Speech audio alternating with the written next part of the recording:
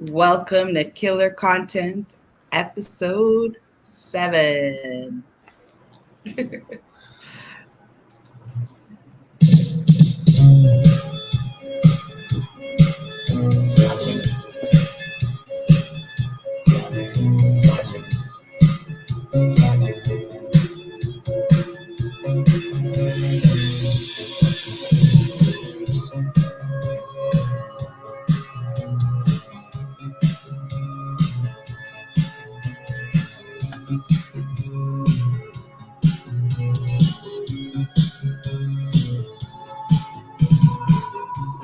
An average man with an average life.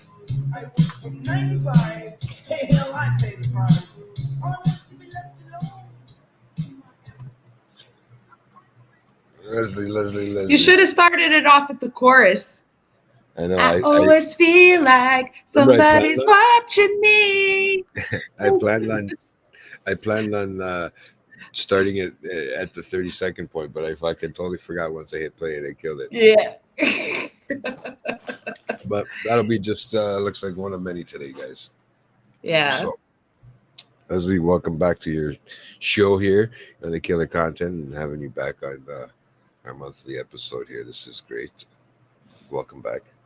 Yes, this is our monthly Killer Content episode. Monthly Killer Content, eh? It's just Yeah. going nuts. This is 7 straight months of just, oh my God. Yeah, I but think before that hit we it were to me, doing it too, but it was just part of our channel. Right now this is his Killer Content Corner, right? Yeah, this is the whole thing, man. This is the stealing the show, right? No. But honestly, it's been a great time. We've been having fun. We've been doing some good stuff, and I see you have a real doozy here of a one for us today. I do. Another one. No, this stuff is starting to turn me in, starting to bring a weird side of me out. I don't know if we should get into that before we get into this whole podcast today. But remember, we had a little discussion. What was it earlier in the week? Am I not right? A couple of days ago, Yeah. and I had. It's just been that long. I had that weird smell. Remember that thing I did? I told you. I was like, oh no. It's just Leslie's like, oh, I'm gonna have to have a show on JT suit. I hope not. Uh-huh. Right? Uh-huh. We Sometimes should it have just investigated that body that you found once. That's what you should do. You should do a Killer Content Corner on that body you found once on Lakeshore. start Go going. go down that rabbit hole and start investigating it and find out what happened and then start talking Well, about it on the show.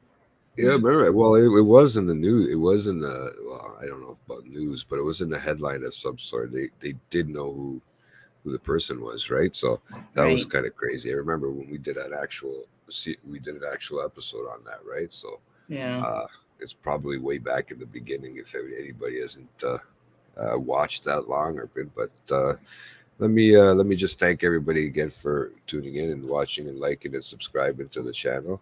That's always a great thing. Make sure if you haven't heard of it yet, you can always go back and tell a friend, tell a coworker, tell somebody. You know what I mean? Have some fun with it, right? Who knows?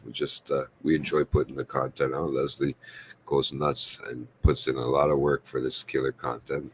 There's sort of the rest of the hosts, man, and Everybody does. it's been great time, and the number one fucking workaholic of them all there is the Neekster. Where is he? Yep. Nobody works harder than Nico. Trying to No, he's arrange our schedules, trying to keep us on trolling. track, which isn't an easy task, man, because No, we all have our own lives, right? And so it's like he getting us must. all on track. Nico does I feel bad. That's not, He missed his calling in life. What do they call those people that help, organize people's lives? Like just keep everything. Man, they play him in movies a lot when you have like a famous person and it's like an assistant, not an a assistant, but personal they're nice. assistant. Yeah, but isn't there like a cooler way to say it? Like that sounds so, not cool when you say I got a personal. Nico's the personal assistant. No, he's like the Personal head chair. manager. He's like the guy that makes. What do they call that? I don't know. He's I more can't like think of. he's more like a manager. to Yeah, be they honest, call it and a pretty the good one boss. too. If it wasn't for him, we wouldn't have our shit together. Let's be honest. Oh You yeah, know. look, I wouldn't have all these notes to go off of. I've been waiting for him to pop in and try to confuse me while I'm just about to do my promos for the week, guys. So a quick, I just want to run off a quick few promos before we get started because it seems like, unlike the last one, Leslie's got quite a few pages on this one, so this one should be really Yeah, interesting. this ended up being longer than I expected it to be. Hmm. I just kept this rabbit hole I thought was going to be shorter. Yeah, But it ended up going deeper and deeper and deeper and deeper, and I was just like, whoa, okay. it's kind of crazy when that kind of happens, eh? When stuff like that happens, when you start digging Yeah. into things and going down these little rabbit holes. But do you want to do the plugs first, or do you want to wait till the end to do them? Let's wait till the end to do them. I'm gonna throw a couple out quick now, Oh and then yeah, call them now. yeah, because I don't Sure. know. I guess just to do it. But so if you missed it yesterday, we did late night at the movies on Late Night Chat Network. We did Blow, not the action physical form. We watched the movie and we did a review, me and Nico. So that one came out yesterday. That was a live episode. So it's all already out and ready up and loaded for you guys. So you guys want to rewatch it, take a listen. It actually turned out to be a really good show. So and then obviously we got us here today, right? And then we got me and you back here on Sunday again for our monthly episode. So that should be great. We also have TikTok time, guys, on Tuesday with the brand new co-host, permanent, it looks like, co-host of TikTok time. Laura. Yeah, Laura. So that should be interesting. That's August 1st. Okay, so check that one out. That'll be a good one to watch. And it's always interesting. Those two mesh really good together. They do. I enjoy watching that. It's nice to be on the sidelines sometimes to see it, right? Yeah. And make and laugh at the actual TikToks and stuff. But yeah, that one should be a good episode. And next Sunday, August the 7th, we have a pre-recorded episode of Late Night in the Chat with Nico, Lewis, and Chris. So I will be not joining you guys next week. I will have a break a little bit. Everybody needs one here and then hear it again. And they're going to be It's discussing. okay. You made up for it by doing two shows back to back with killer Two content and on back-to-back. Sunday. And Sunday, yeah. So and then they're going to be talking about some wrestling moments, some favorite wrestling moments. And finally, I'm pretty sure the episode now's got cleared, so it works out. So it's perfect. So everybody can uh, get to see it. That'll be pre-recorded. It'll be a live pre-record. So guys, you can take and participate in the chats, and always make sure when you're on the YouTube to participate in the live chat, not the actual comments and stuff like that, because there was a few people messaging in the actual comments. It sends the notifications off on the phones like crazy, right? When you do it like that. The other way is if I can like any of us could actually talk live to the person in the chat if we're watching as well, right? Right. And I would answer questions. But yeah, feel free to leave comments if you don't want to talk in the live chat. So that's always fun, guys. And always the other channel we got here going. Late Night Collectors Community, guys. Don't forget to like and subscribe. Show them some love, guys. They got some great stuff. They're putting out tons and tons of content every week, and they're working hard. Like, I mean, fuck, when you're buying 20 books a fucking month to read, it's kind of crazy, man. Like, you're really putting in some time and effort into this. So, guys, they have the past Tuesday. If anybody had missed it, they had a new episode of Cracking Packs with the Chat, and that was with Nico and Chris. I was going to say me and Chris, but it's Nico and Chris because it says me and Chris, but it's Nico and Chris. And then there was also a return of the Trade Talk this past Thursday with Peter and Nico. That was something I haven't actually taken a listen to yet, but I'm going to have to see. They're discussing reviewing a new graphic novel, Teenage Mutant Ninja Turtles, The Last Road, which they both read. So I'd like to see their discussions. If you ever heard the Real Talk with Neeks and P back in the day, they actually had some good conversations together. Those two are like fucking peas in a pod. So I think they share the same brain, to be honest with you. So it should be a really good talk. Actually, I'm gonna take a listen to it. To be honest with you, I don't listen to too many of those, but I will check that one out, and I know that for sure. Just because they were the inspiration, like in a sense, for this whole thing. Man, I was remembering listening to them do it, so we thought, well, let's try it out, me and Nico, right? So, So that's good. So, but yeah, just the usual stuff. And then you got on tomorrow on Saturday on June 30th, another brand new episode of Comic Shack Talk with Chris and Nico. And I'm not sure exactly what time that comes out, but that should be sometime tomorrow. It should be out, period, for you guys to watch and check out and listen to. So they have their whole new setup going, and it's pretty cool. So, guys, take a listen to that one, check it out, and go from there. So yeah, Leslie. But thanks, guys, everybody, for tuning in. For sure. Mhm. Alrighty, so let's get started. If you didn't notice, our first song, our intro song, was a 1984 hit, and this is where most of the setting of this Craziness case happens. is 1984. And I'm going to kick it off a little differently this time. Usually I start off by telling you who the serial killer is. This time this story is going to be bouncing back and forth through past and present a lot. Or not past and present, 1984 and past. So it'll bounce back and forth. So try to keep it on track. We're not gonna have those 1984 Sacramento, 1987 like they put in the movies and stuff right now. Right? So yeah. so just bear with us. Yeah. So we're gonna start off with the survivor story Right. first. And We always like to hear that there's some survivors, eh? there is. But she's not just a survivor, she's a fucking superhero. If it wasn't for her, this guy wouldn't have gotten caught. Well, that's a good thing to know.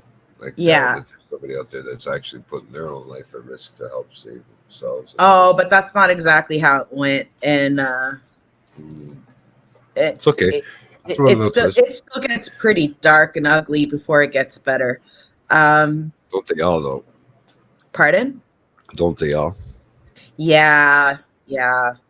So we're gonna start off with the story of Lisa Mcvey.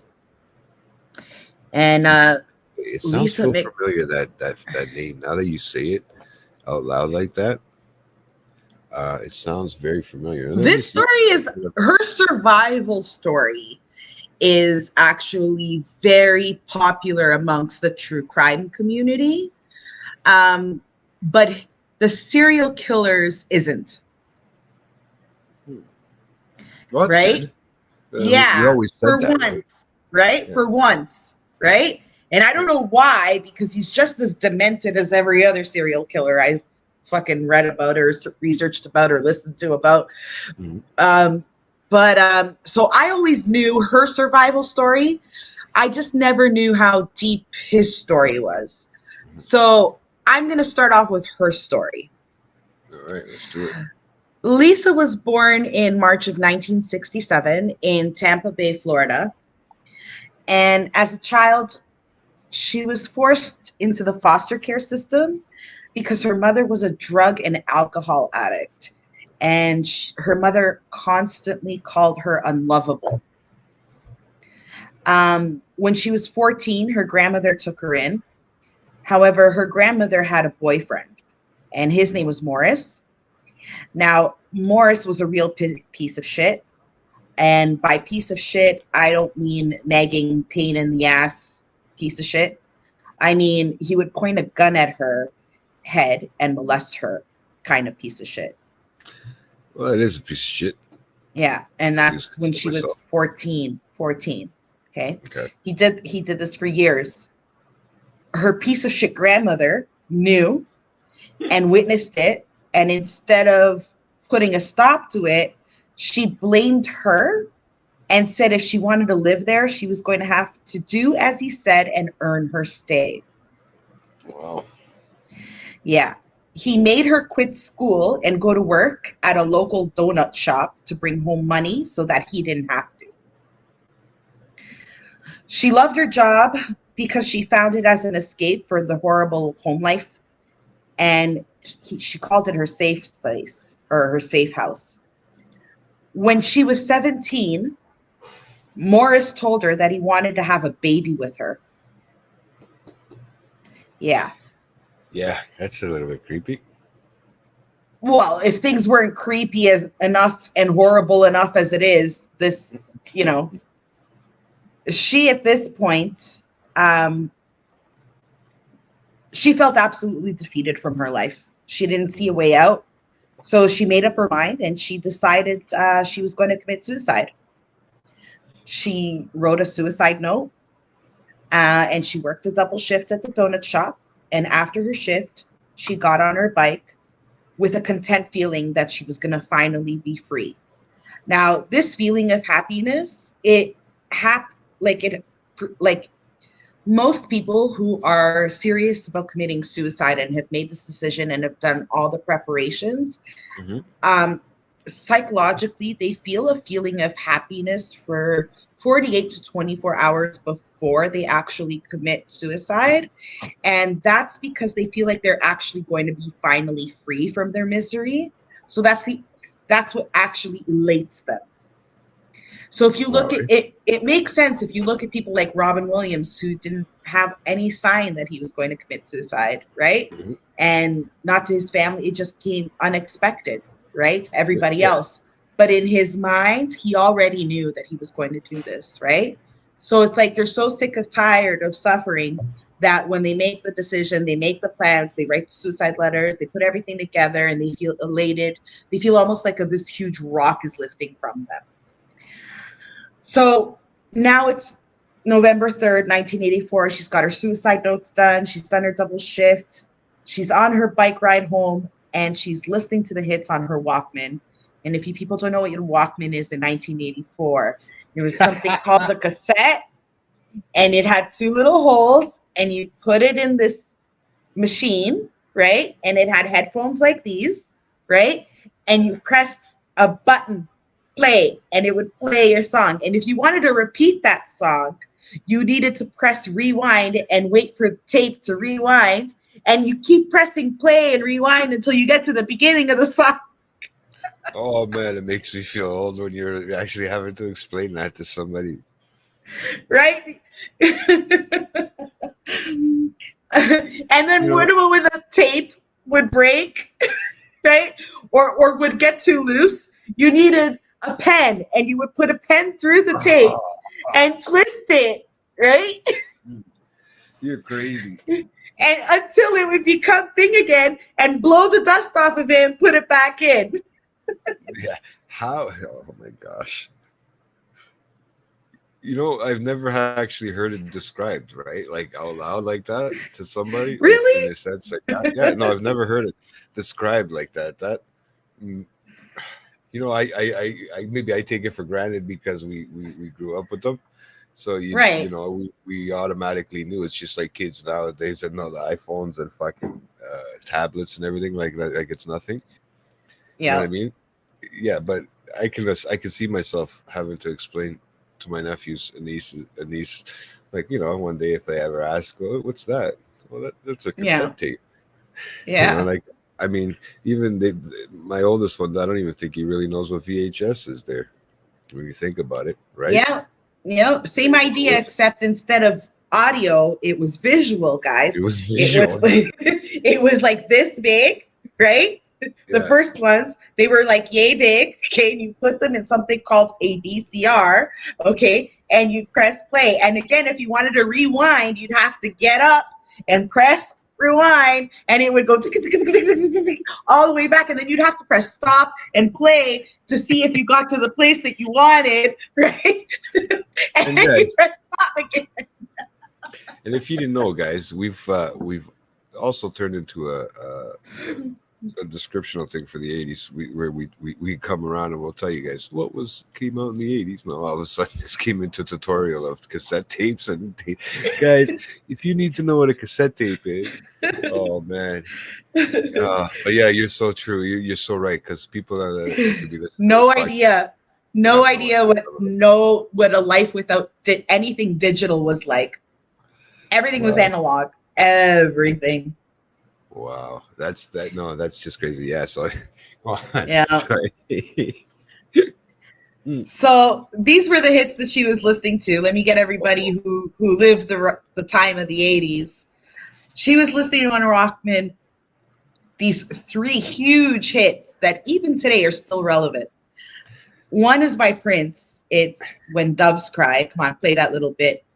There you JT, go. come on.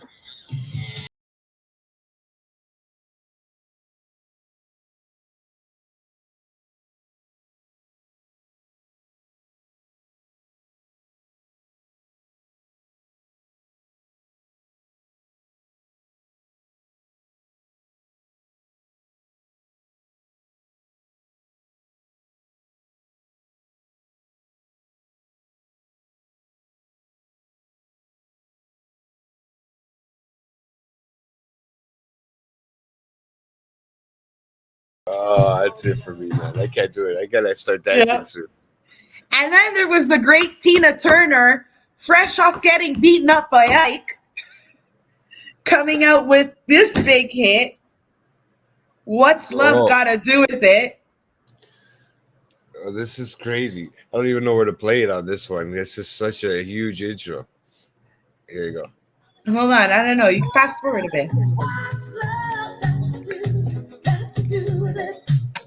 What's love but a second-hand emotion? What's love got to do with it? Who needs a heart when a heart can be broken?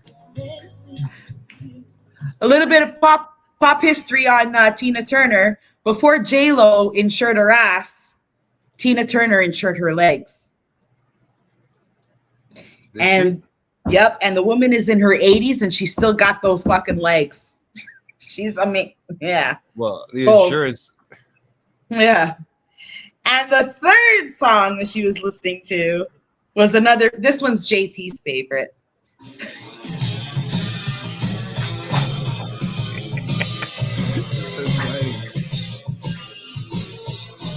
been working so hard. I'm watching my car. Yeah, oh, oh, tell me what I got. I got this feeling. Time to hold me down.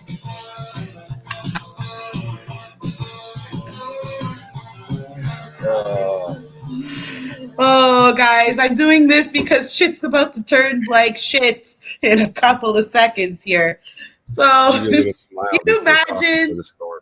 you're in your happy place. This is what you're listening to on your Walkman. You're going home. And all of a sudden, Bang. she notices the badly lit street she's riding on has a parked car in the empty church parking lot, which she found a little strange. Little did she know she was about to be abducted. You see, the car was parked there, but the serial killer was lurking in the shadows, waiting for his prey. Mhm. As she's riding along, he snatches her off the bike, holds a gun to her head, and drags her into the car. Once in the car, he forces her to strip down. He pulls out his dick and tells her to show him a good time.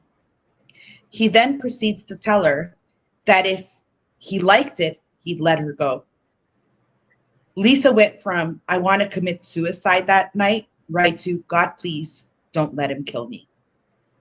Wow. That switch automatically just turned.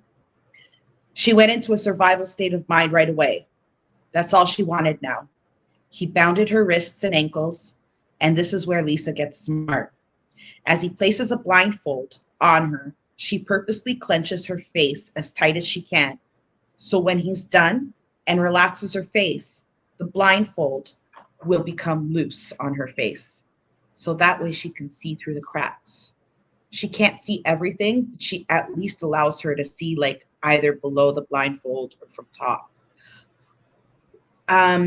Since she could slightly see certain things through her blindfold, she counted all the red lights. She saw the word Magnum on the dashboard of the car. She kept track of all the smells and sounds. She could even tell that the car needed an oil change by the way it rattled.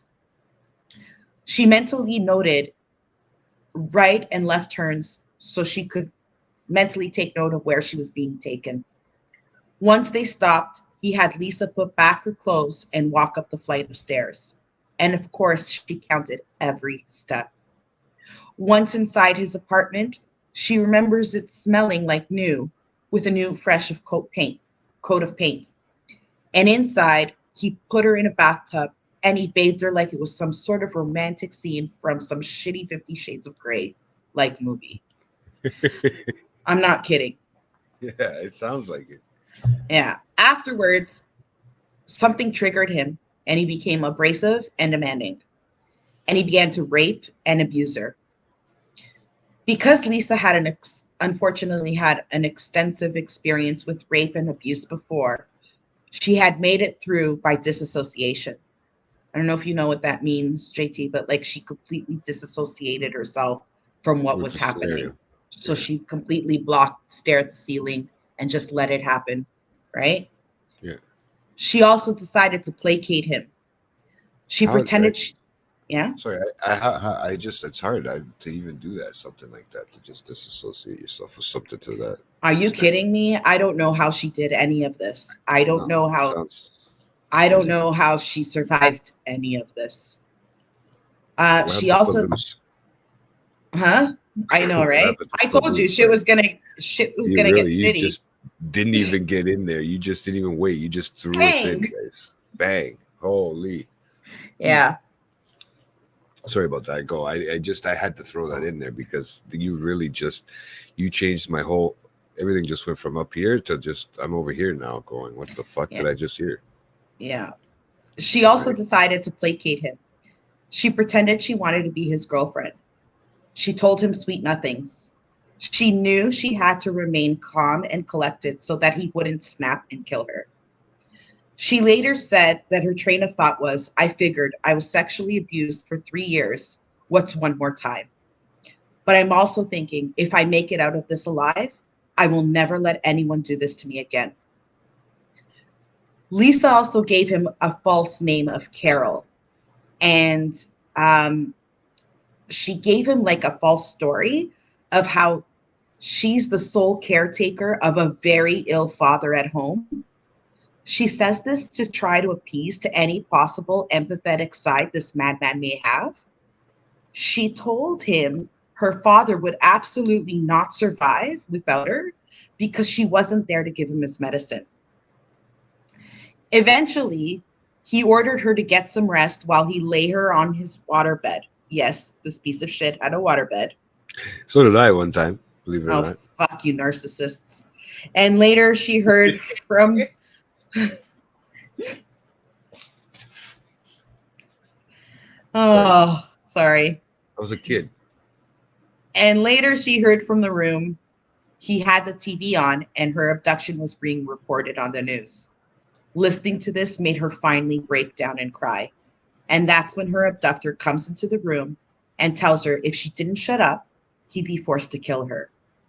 Now, she's so smart. Everything she's done up until now has been so calculating. Mhm. Like, and she just gets smarter.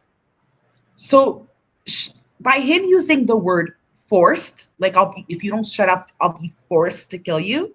She took it as a sign that deep down he didn't want to kill her, maybe. Right? That So, her actually smart, doesn't sound wrong. pardon? That's a good way of thinking, really, to be honest with Right? you. Yeah. So her smart gears went into play, and Lisa starts doubling down with her fake story of her father, and it placated him. Like he went from angry to sympathetic.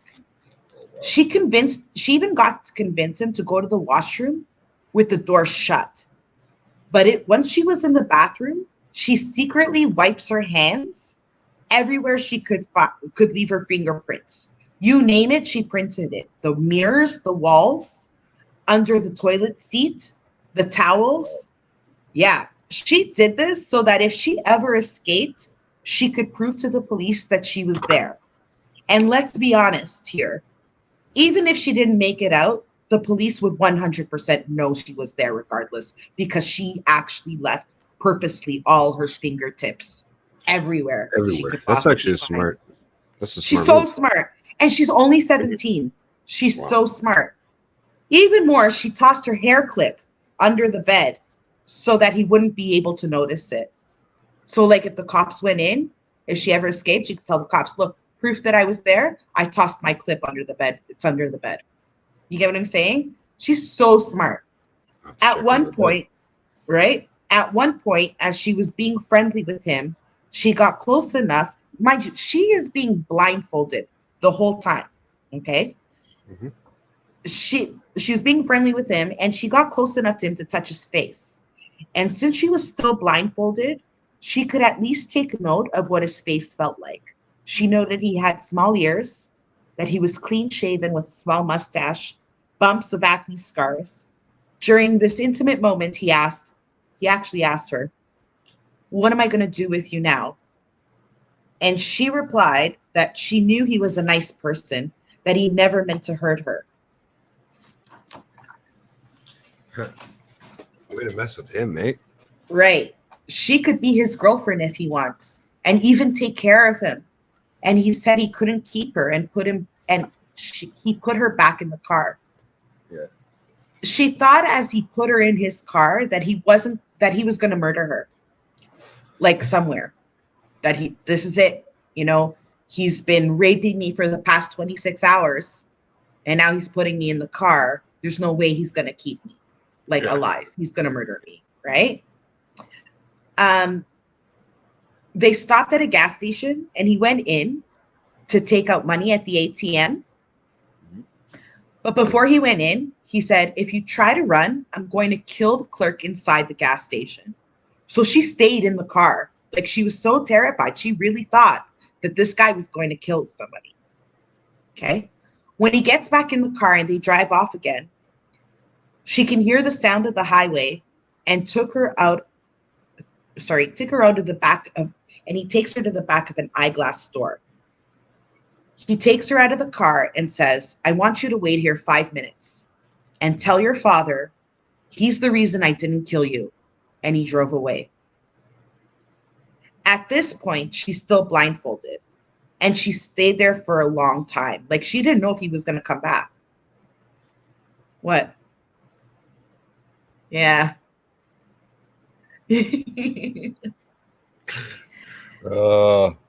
Yeah. Back, gone. Go ahead. Sorry. So at this point, she's still blindfolded and she stayed there for a long time. Like, she thought this is a joke, right? He didn't leave. He's going to try and hunt me down or something, right? He's letting me go so I can run and then he's going to hunt me down. But then she's like, fuck it. I'm still going to run. And she ran. She got her blindfold off and she made a run for it. Now, I wish that I could tell you that this was the end of the 26-hour nightmare she had just endured, but no, she was back in hell. When she got home, Morris opened the door and he started berating her, where the hell were you? And beat the shit out of her, accused her of cheating on him. This is her grandmother's boyfriend. Okay? Wow. Yeah. She seems to let out in between beatings that she's been abducted, and they say it's bullshit and accuse her of lying. Yeah. And they continuously beat her. So the grandmother has to call the police station now to cancel the missing persons report. And they're like, oh, I'm glad she's okay. And the grandmother even goes as far to say she's telling some stupid story about being kidnapped, right? And the police are like, well, if she's saying that and she's a minor, we're going to have to talk to her about these claims. Her grandmother was like, what? No. It's just a bunch of teenage runaway bullshit. And the cops were like, that may be, but she's going to have to come down to the police station regardless. Yeah. So she goes to the police station. Okay. And her nightmare continues. There's a female police officer that interrogates her. Yeah. And she even insinuates she was really with a boy and that she could tell her the truth. Like, come on, Lisa. Let's be honest here. I'm a girl. I've been your age. You were really with a boy, right? Yeah. That's weird. No. Like, bullshit to this female police officer who leads the interrogation this way, you know? The police officer said that she was just too calm to be believable. Mm-hmm. Like, fuck you, bitch. Ever occur to you that she's maybe calm? I'm sorry. Well, I wasn't expecting that one. Sorry, that one just came out of nowhere. Holy sorry. Like she's probably calm and collective because she's trying to keep her story straight because she wants you to catch this guy. Makes sense. Yeah, no. You know, like, how many times have you and I been in stressful, situations, right? Like, I've been in stressful situations where instead of like getting all fucking crazy and incoherent, I stay calm and am able to communicate what I'm trying to say, right? Mm-hmm. She even heard outside the door, like the door of the interrogation, the cops laughing at her.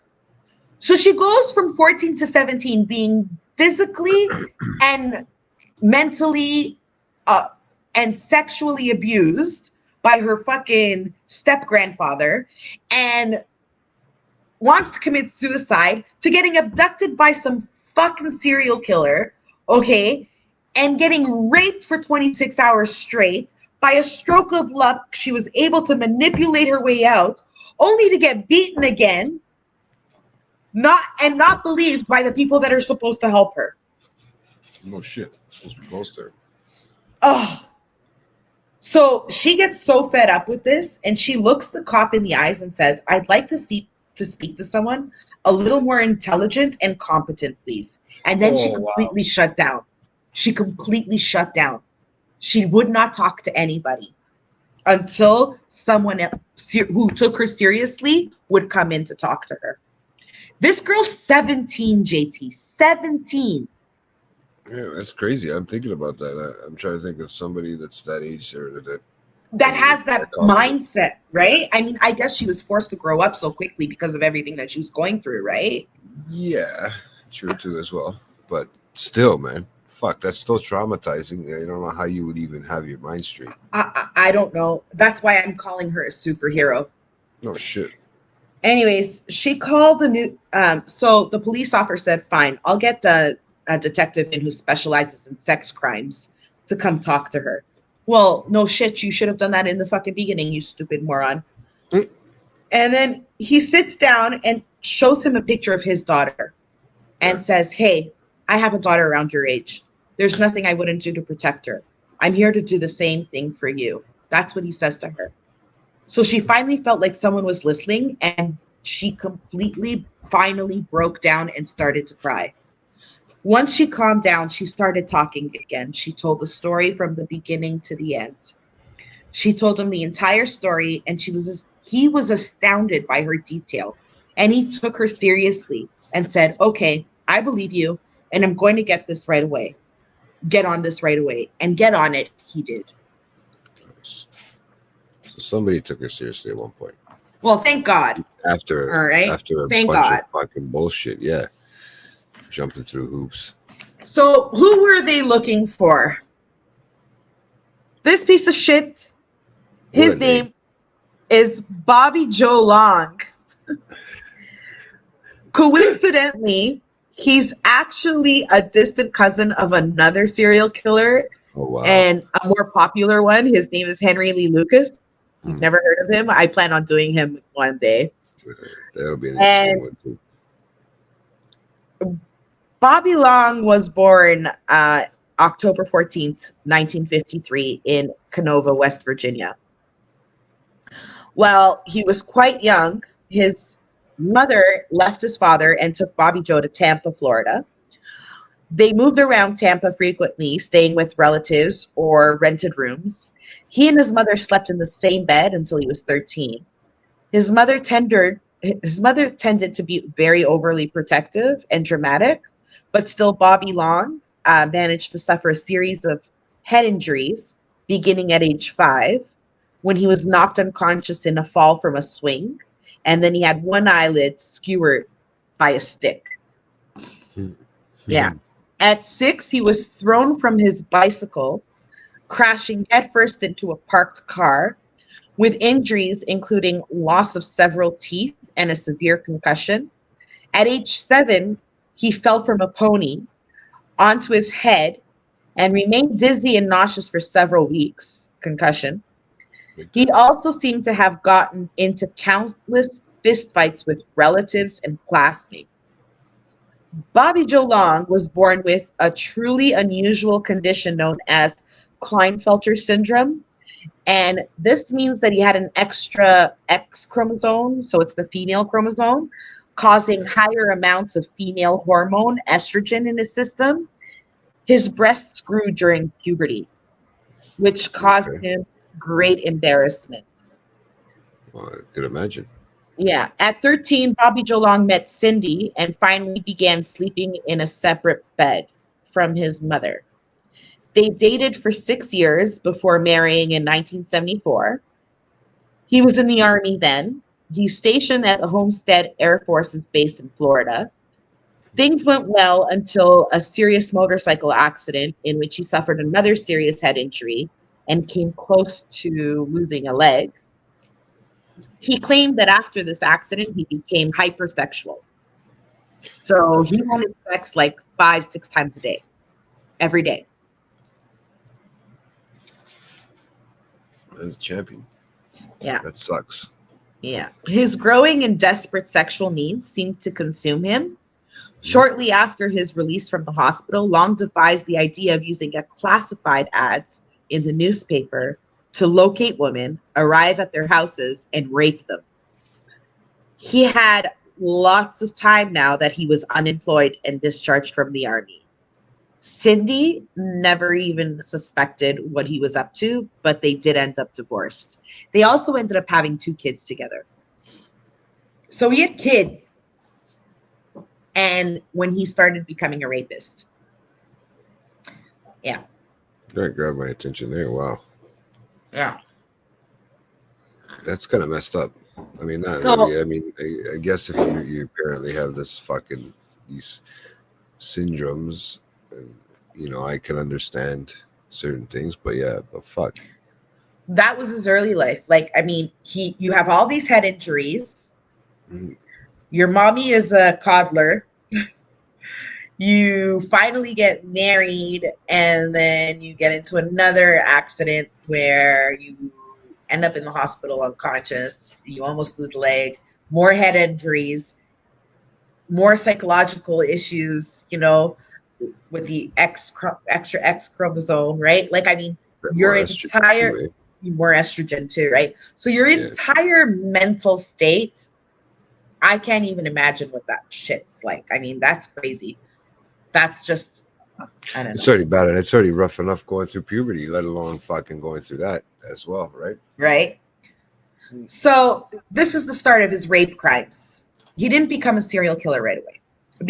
Between 1980, and this is disgusting, between 1980 and 1983, Long terrorized the Florida communities of Miami, Ocala, and Fort Lauderdale.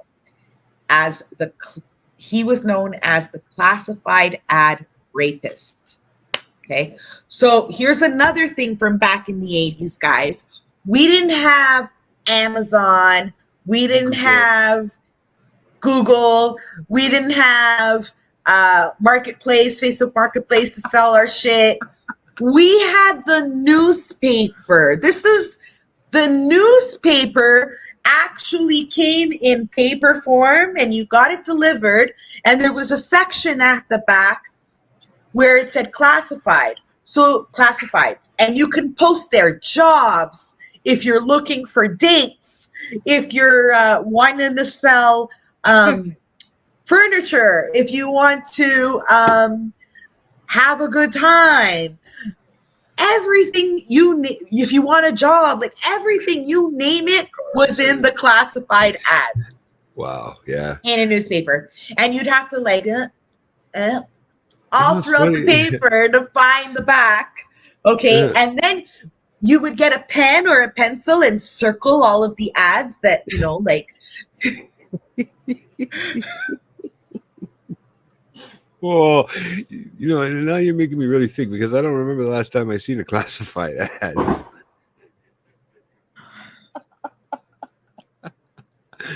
I'm sorry. It's good. I don't remember the last time I saw a newspaper. Yeah, you know what? They're getting. We used to pick them up once a year for the hockey pool, but they're getting really far. Oh, the last time I think I touched a newspaper was when I used to play Pro Line. Yeah, I mean, I had to find obituaries one time, remember? And I was asking everybody if you could find the Star somewhere, grab one for me, grab 2 for me. It's almost like it's not even worth it anymore. Yeah, fuck. No, I don't know. I think now it's all on the internet, right? Yeah, Facebook still though. So he would prey on housewives in the middle of the day. So like dropping by while their husbands were working, Bobby Joe Long typically produced a knife, bound his victims, raped them violently, and robbed their homes before he fled. Wow. In October of 1981, Sharon Richards, who shared a house with Bobby Joe Long, accused him of rape. But the police didn't have enough evidence to make a charge. Just 2 weeks later, Bobby Joe hit Sharon during an argument. He then took a leave of absence from Tampa and went to stay with his parents in West Virginia, returning to Tampa in 1983. In July of 1983, Bobby Joe met Emma at the Humana Hospital, where he worked as an X-ray technologist, and she is a nurse. They soon became a couple. Emma encouraged him to attend church. He, in turn, gave her jewelry that, unbeknownst to her, were stolen from his rape victims. This soul sounds like something I've been watching lately. Well, a couple of serial killers have been doing that. Oh, Blackbird. Yeah, man. This is starting to seem very similar, man. Not the same serial killer, though. No, I know, but it's. But I will be doing Larry. I will be doing Larry one day. Mm-hmm. She never questioned him about how he was able to afford these expensive gifts. Then in September of 1983, he was found guilty on the assault charges stemming from 1981 incident. Then enraged, Bobby Joe, this enraged Bobby Joe, and he wrote numerous letters to the judge demanding a new trial. He claimed he had done nothing criminal and that the whole incident had been Richard's fault. Okay.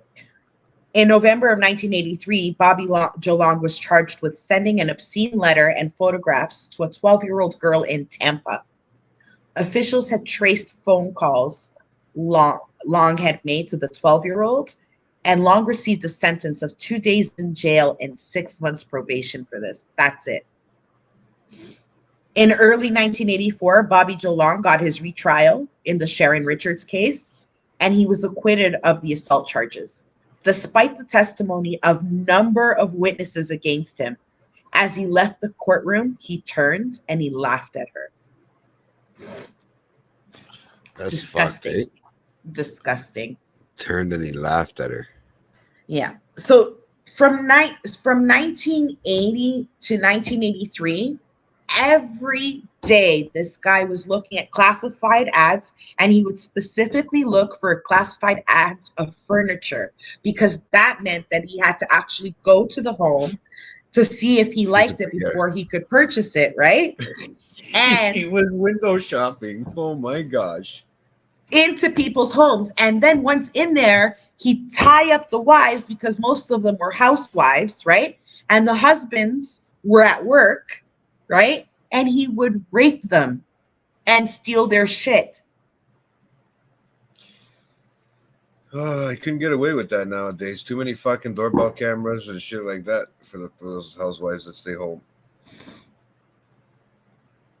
Doesn't always pay to be a housewife, I guess, in the 80s, eh? Fuck.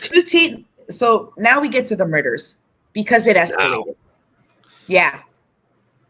We haven't even touched the surface yet, guys.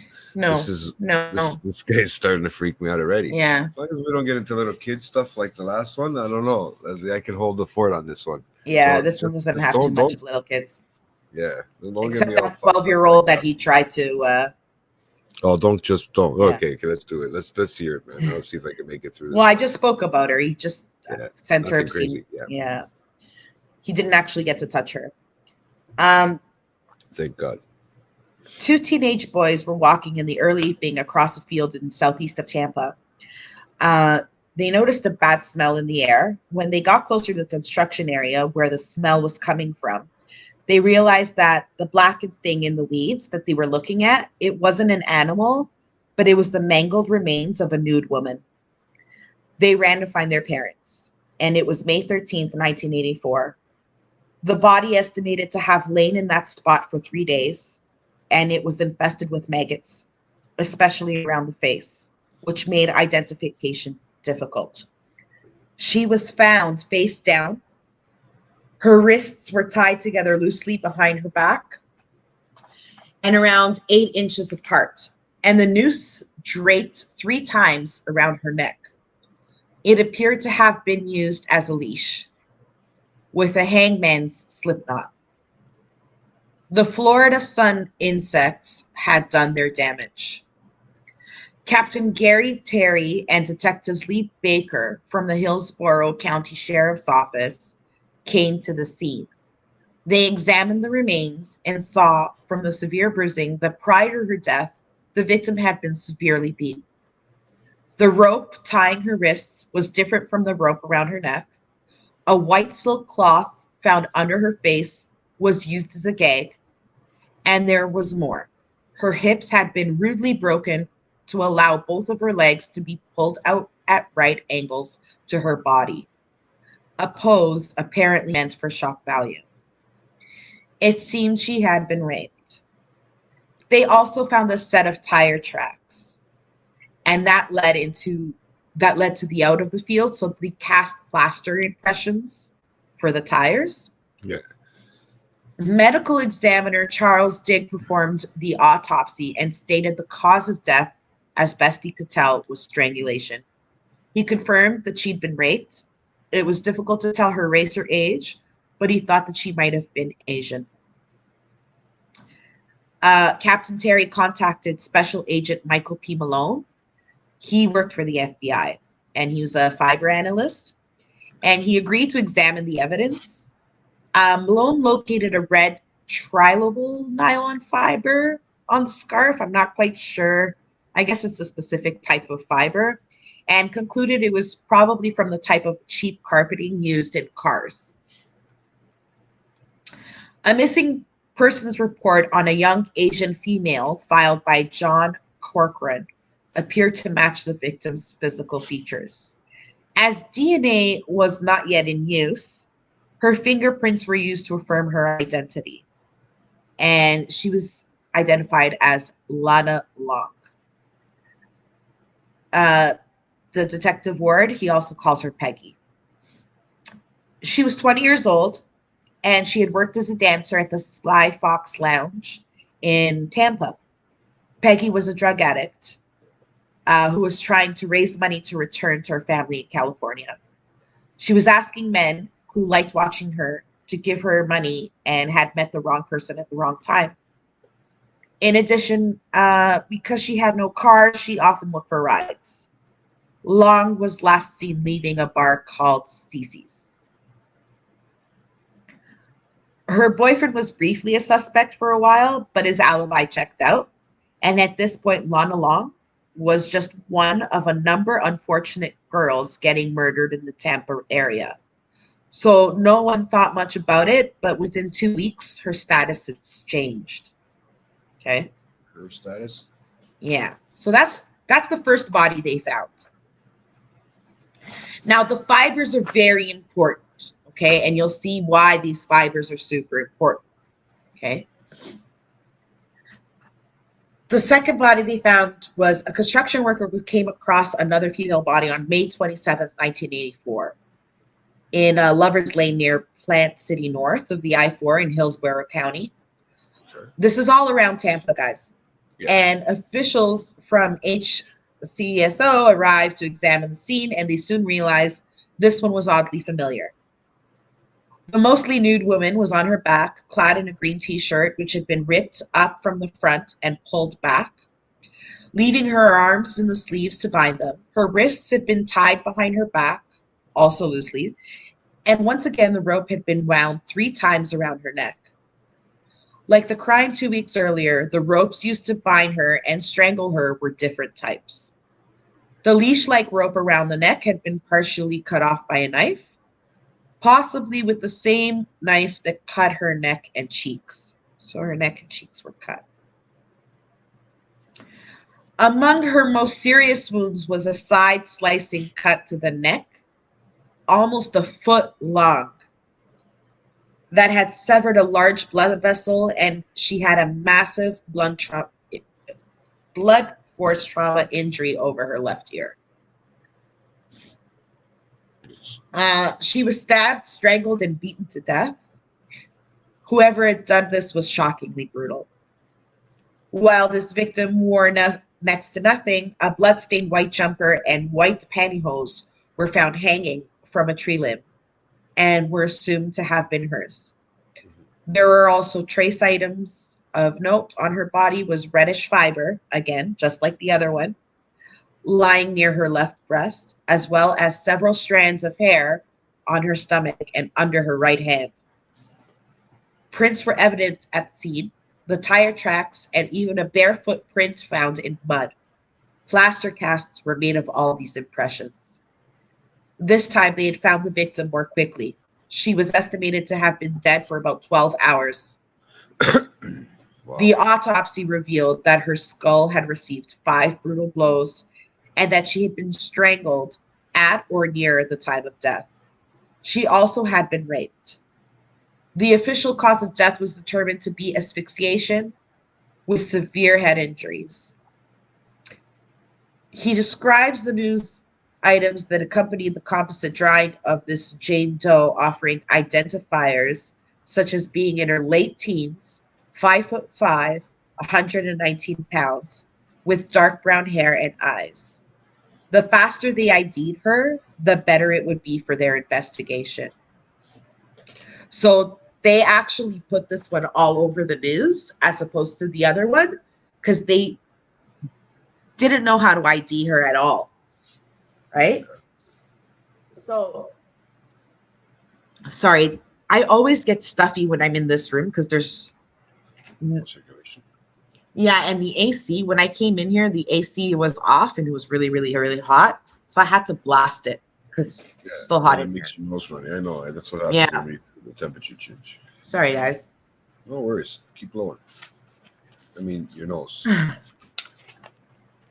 So, yeah. She turned out to be a prostitute. She was identified by another girl working at the streets as Michelle Dennis Sims. And she was a 22-year-old with a drug habit. Having been in the city only 2 days, she was last seen talking to 2 white men near Kennedy Boulevard. You know, I always wonder. There's a quick thing before you go Keep on going. here, but Yeah. I like how they always have to throw that in the drug problem, and I understand it's an issue and stuff like that, and it probably leads to bad choices. It got worse. I took a lot of this description out. They also had said things like in this old article that she led a what are the words they used? A dangerous lifestyle.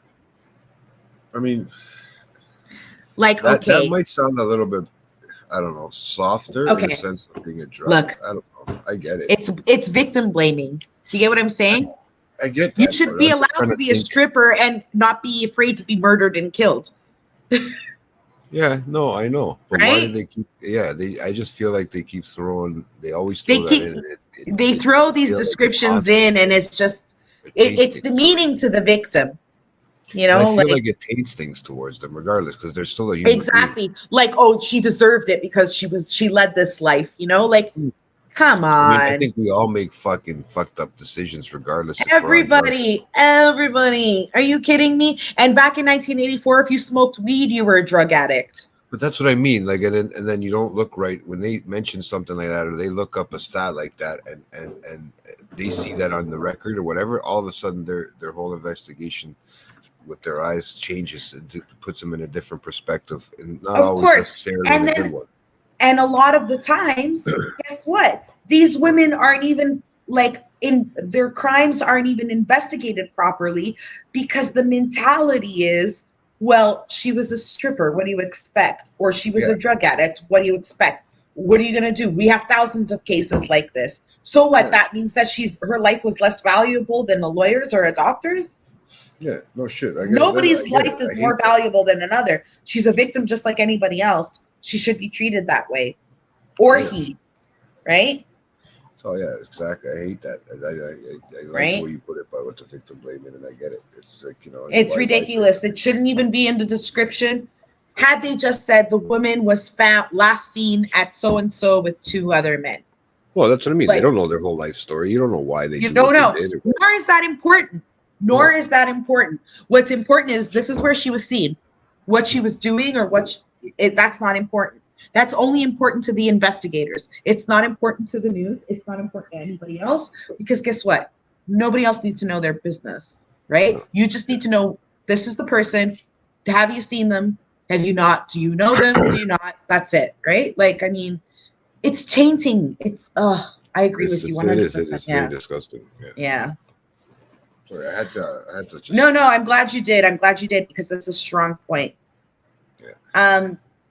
Special Agent Malone also examined the Sims case evidence and noted clear similarities. There were good matches between the tire impressions from both scenes, and the casts were sent to an expert in Ohio.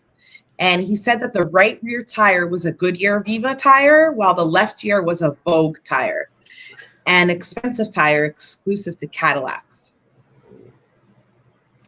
They were also, there was also a close match to the fiber evidence. The red fiber that they found on both victims indicated that these two women had a killer in common.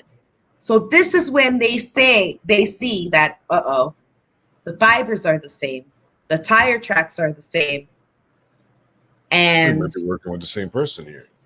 They are, right? Mm-hmm. One more important clue emerged, and this victim had semen stains found on her clothing. And that indicated that the killer had an AB blood type. So now they had the tires, the red fibers, right? And the blood type. And Sims obviously fought because the hair that they found under her hands, they were 8-inch long brown cranial hairs identified as Caucasian. So they knew the guy was white. She was smart enough. She died, but she fucking made sure that she grabbed a bunch of his fucking hair and kept it under her fingertips. Wow. She fought. Oh, shit. Since the FBI was already involved via the fiber analysis, it was but a short step to get behavioral science unit interested in the possibility of getting in on the serial killer case before it escalated. So think about this. It's 1984, and they think they have a serial killer in Florida. Yeah. The country has already been bombarded with Ted Bundy, the Green River Killer, the Golden State Killer, Richard Ramirez, Ed Kemper. This has been going on from the 70s. You better believe that after the second victim and these many similarities, you better bring the FBI anyway, because guess what? Now you got a new serial killer in Tampa, right? Yeah, you got to bring a little bit more technology than what state troopers and shit have. And nobody had any idea that they'd already been looking for this man as a notorious rapist. So they knew there was a notorious rapist called the classified ad rapists, and had no idea that this guy was the same guy who's now a serial killer. On June 8th, 1984, the next murder victim was found. This was Elizabeth Loudenbach. She was 22, a shy girl who worked on an assembly line and had gone for a walk from the mobile park where she lived, but never returned. Her mother reported her missing. It took more than 2 weeks before her body was found on a Sunday morning in an orange grove, severely decomposed. She was nearly liquefied when they found her. Wow. Unlike the earlier two victims, she was fully clothed, but her hyoid bone was broken. So this broken, indicating death by strangulation. Okay. Since there were no ropes at the scene and no interstate nearby, she wasn't immediately linked to the serial killer. She was also not a prostitute or drug addict or hitchhiker or dancer. Oh, so now let's focus our attention on this now. Right. Only later would her clothing be... I know. Great. And put at a perfect time in the story because it's true. It's true. Yeah. Right? Now we got to take this shit seriously. Only later would her clothing be checked and found to yield the same two types of red fibers that would link her case to the others. At this time, she was considered merely the victim of a random murder, possibly a copycat to the others. Now, there was a hiatus for several months before more victims were linked to this killer. The police worked this case hard, given all the bodies that they had within a short period of time, but no leads were panned out. They were desperate to find a suspect, In the meantime, a task force had been formed with members of the HCSO, the Pasco County Sheriff's Department, the Tampa Bay Police Department, and the Florida Department of Law Enforcement to combine forces and investigate the area's string of serial murders.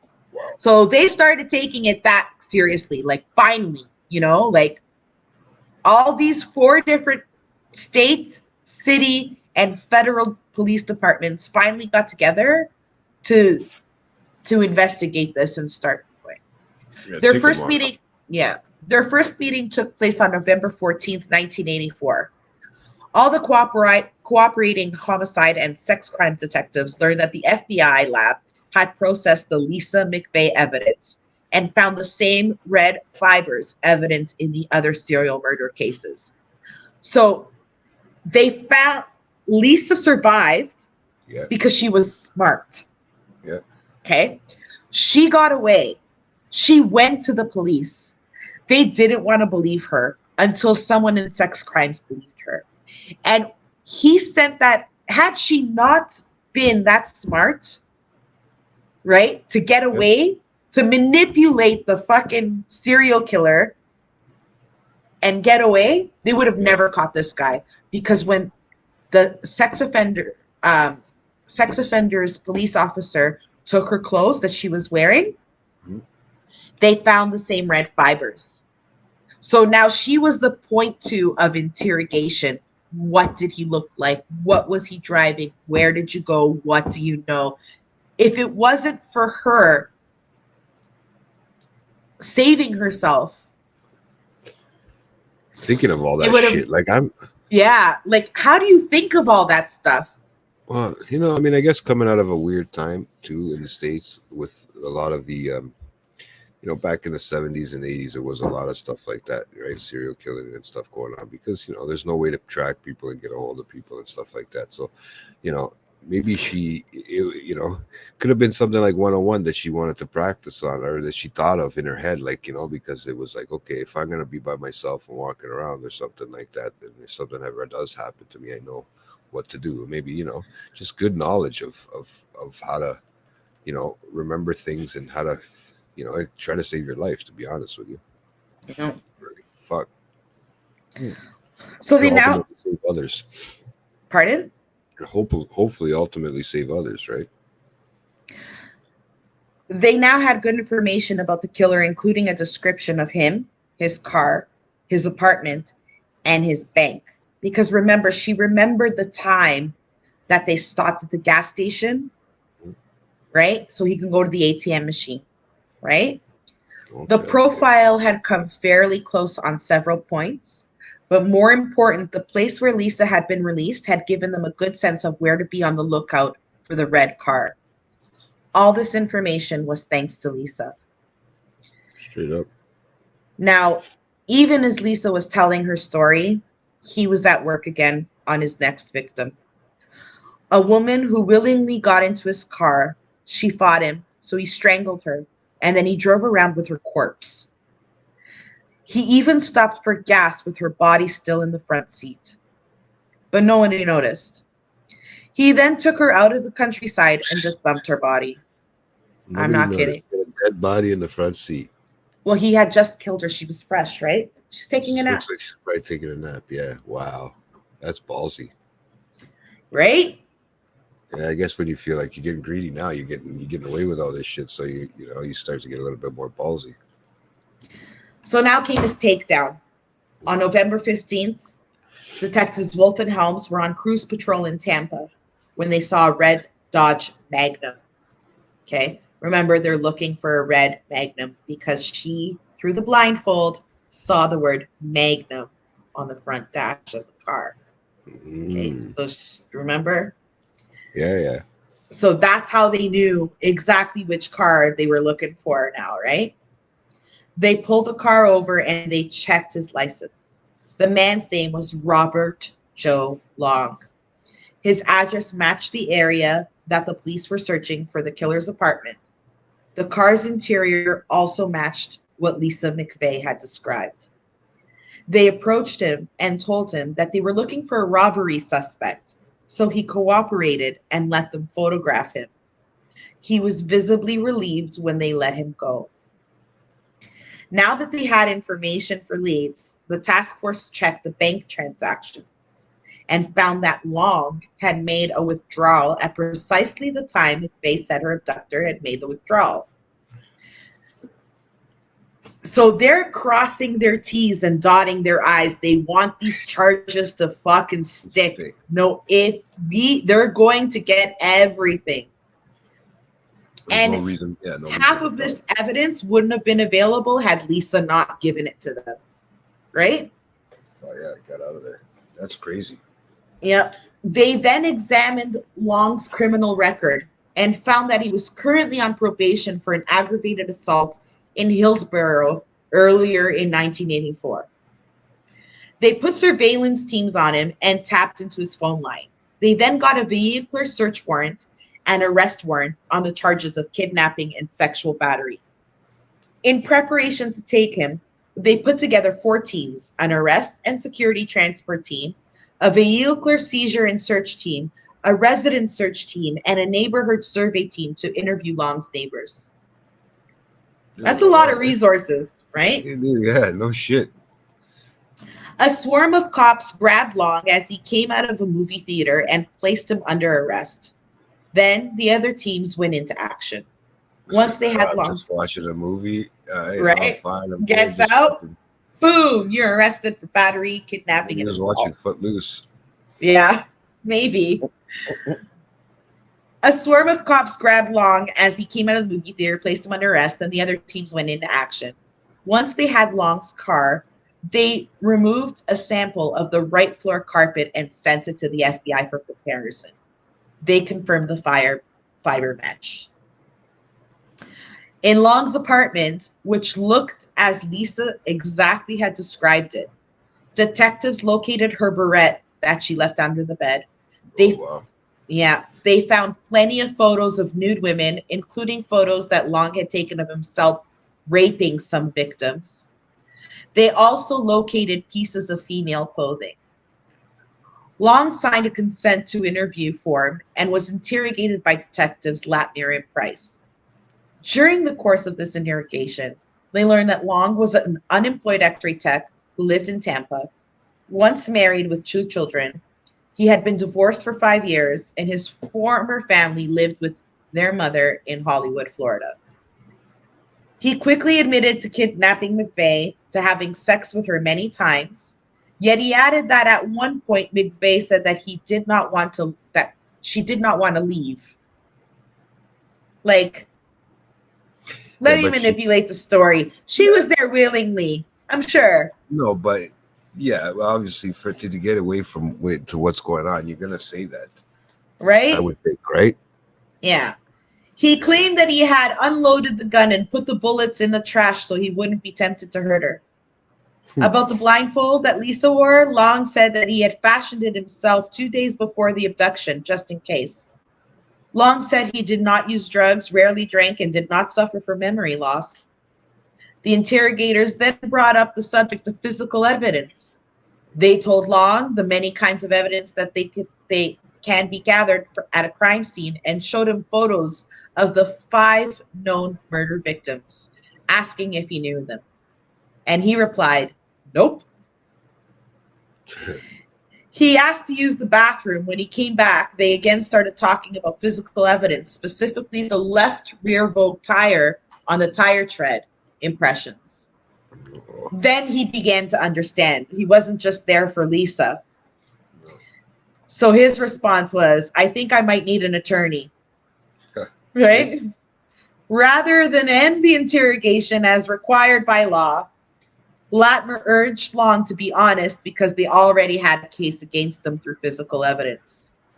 Long smiled and said, get this, well, I guess you got me good. Yes, I killed them. All the ones in the paper. I did them all. That's crazy, eh? Yeah. He asked to describe each case and he gave details.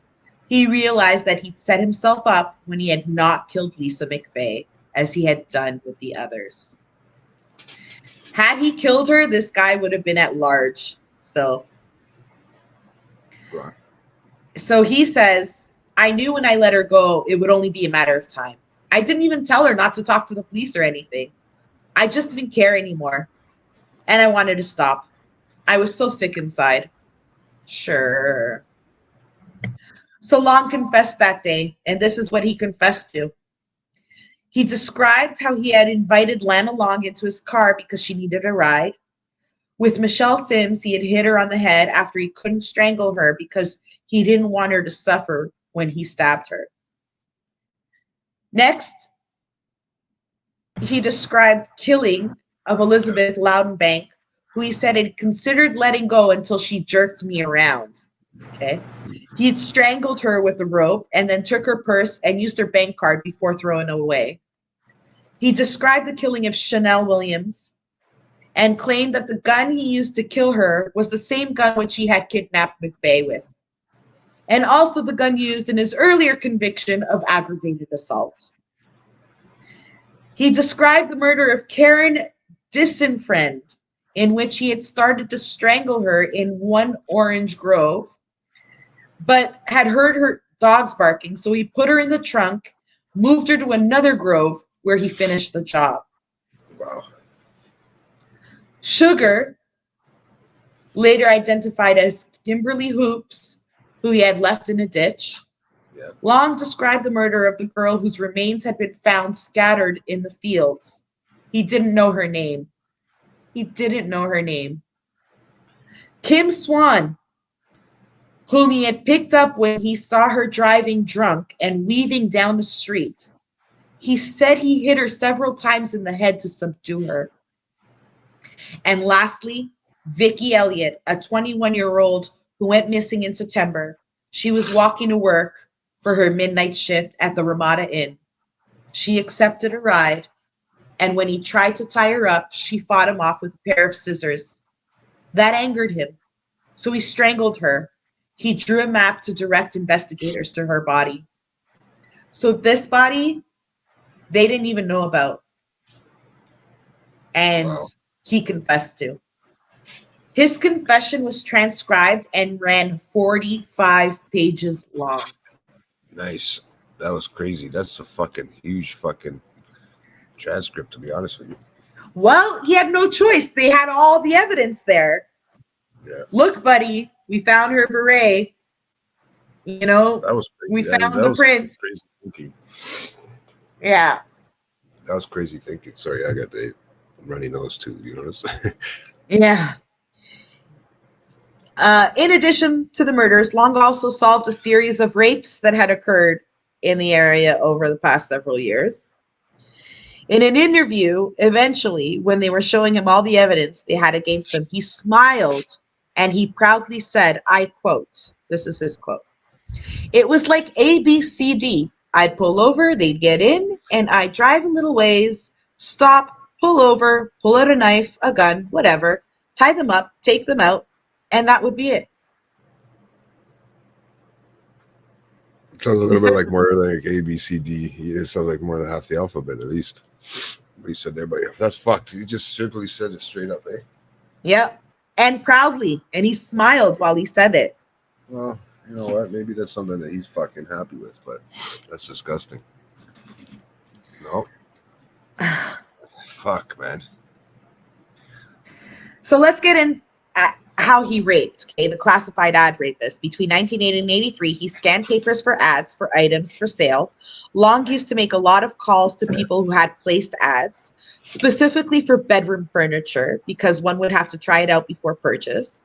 He also went up to the houses that bore for sale signs and often forced his way in. A few times he raped girls as young as 12 and 13 years old. That's crazy. After he found an ad he liked, he would call and arrange to go look at the item during the day when husbands were unlikely to be home. If he was mistaken, he could always decline to buy the item and walk away. More often, a woman alone answered the door. They often let him in because he came across as clean-cut, well-dressed, and respectable. That's all you gotta do?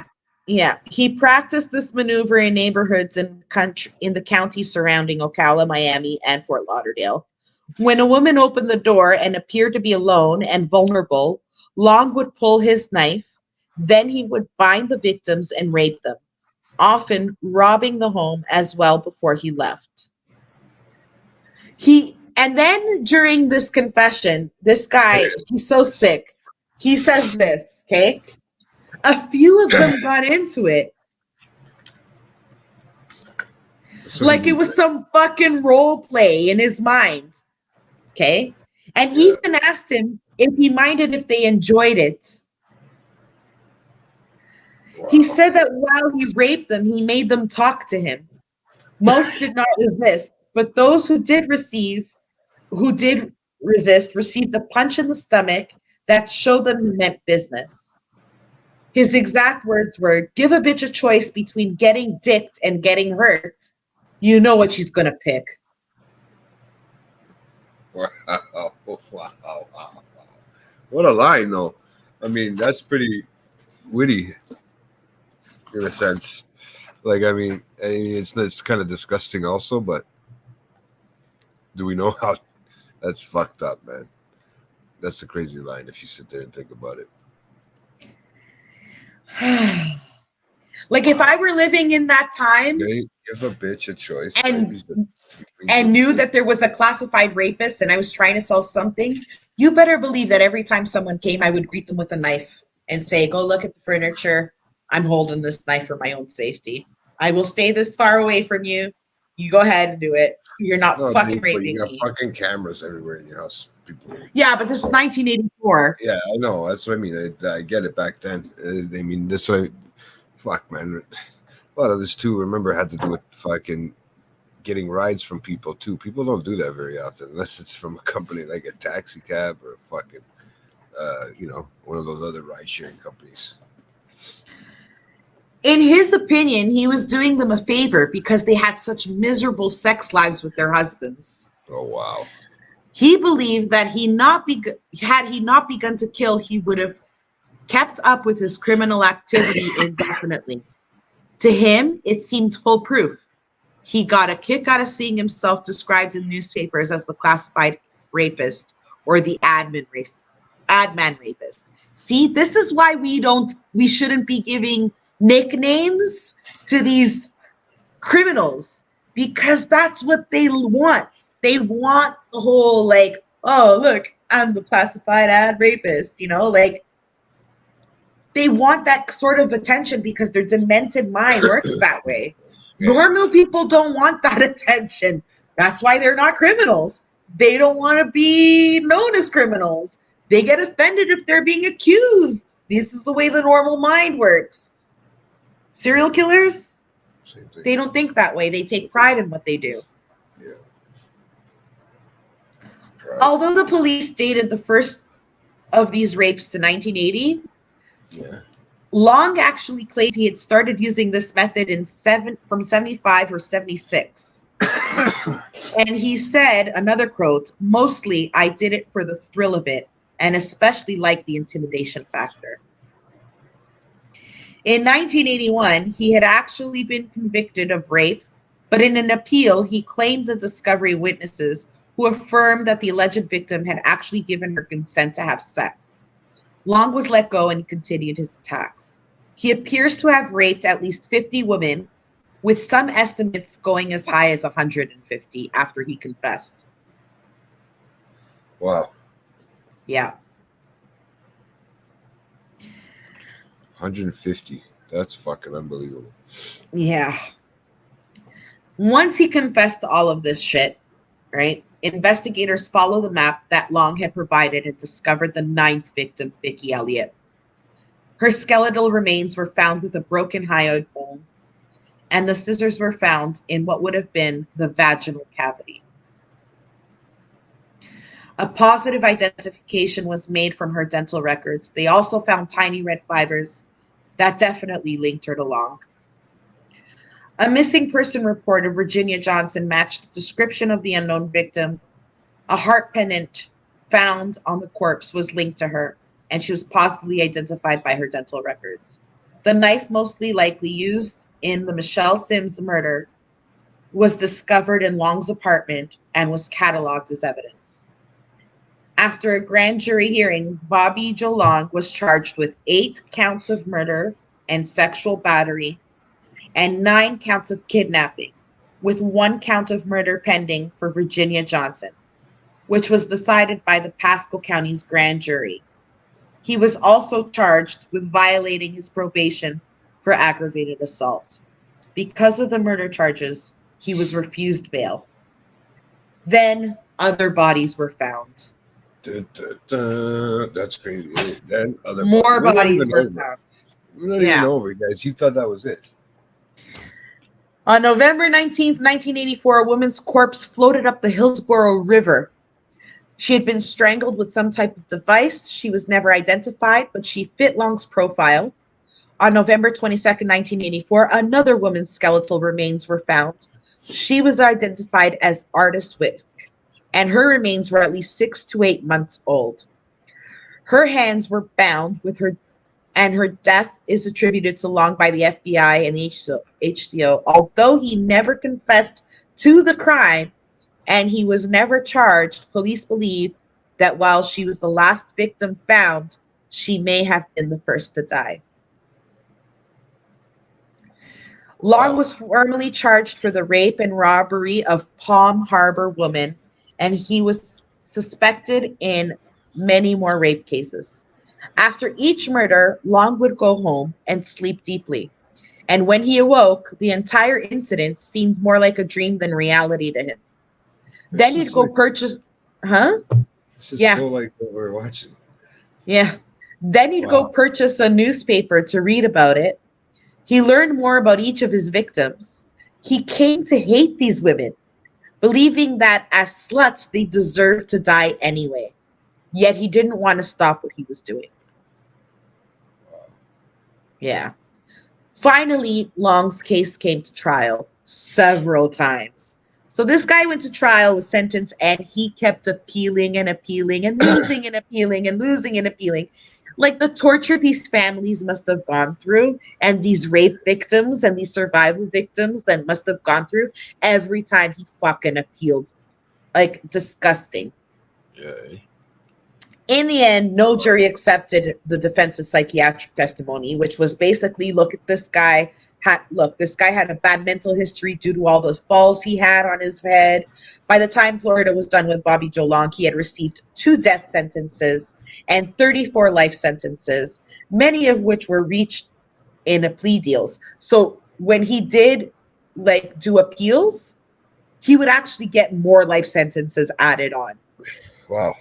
Yeah. Plus an additional 693 years.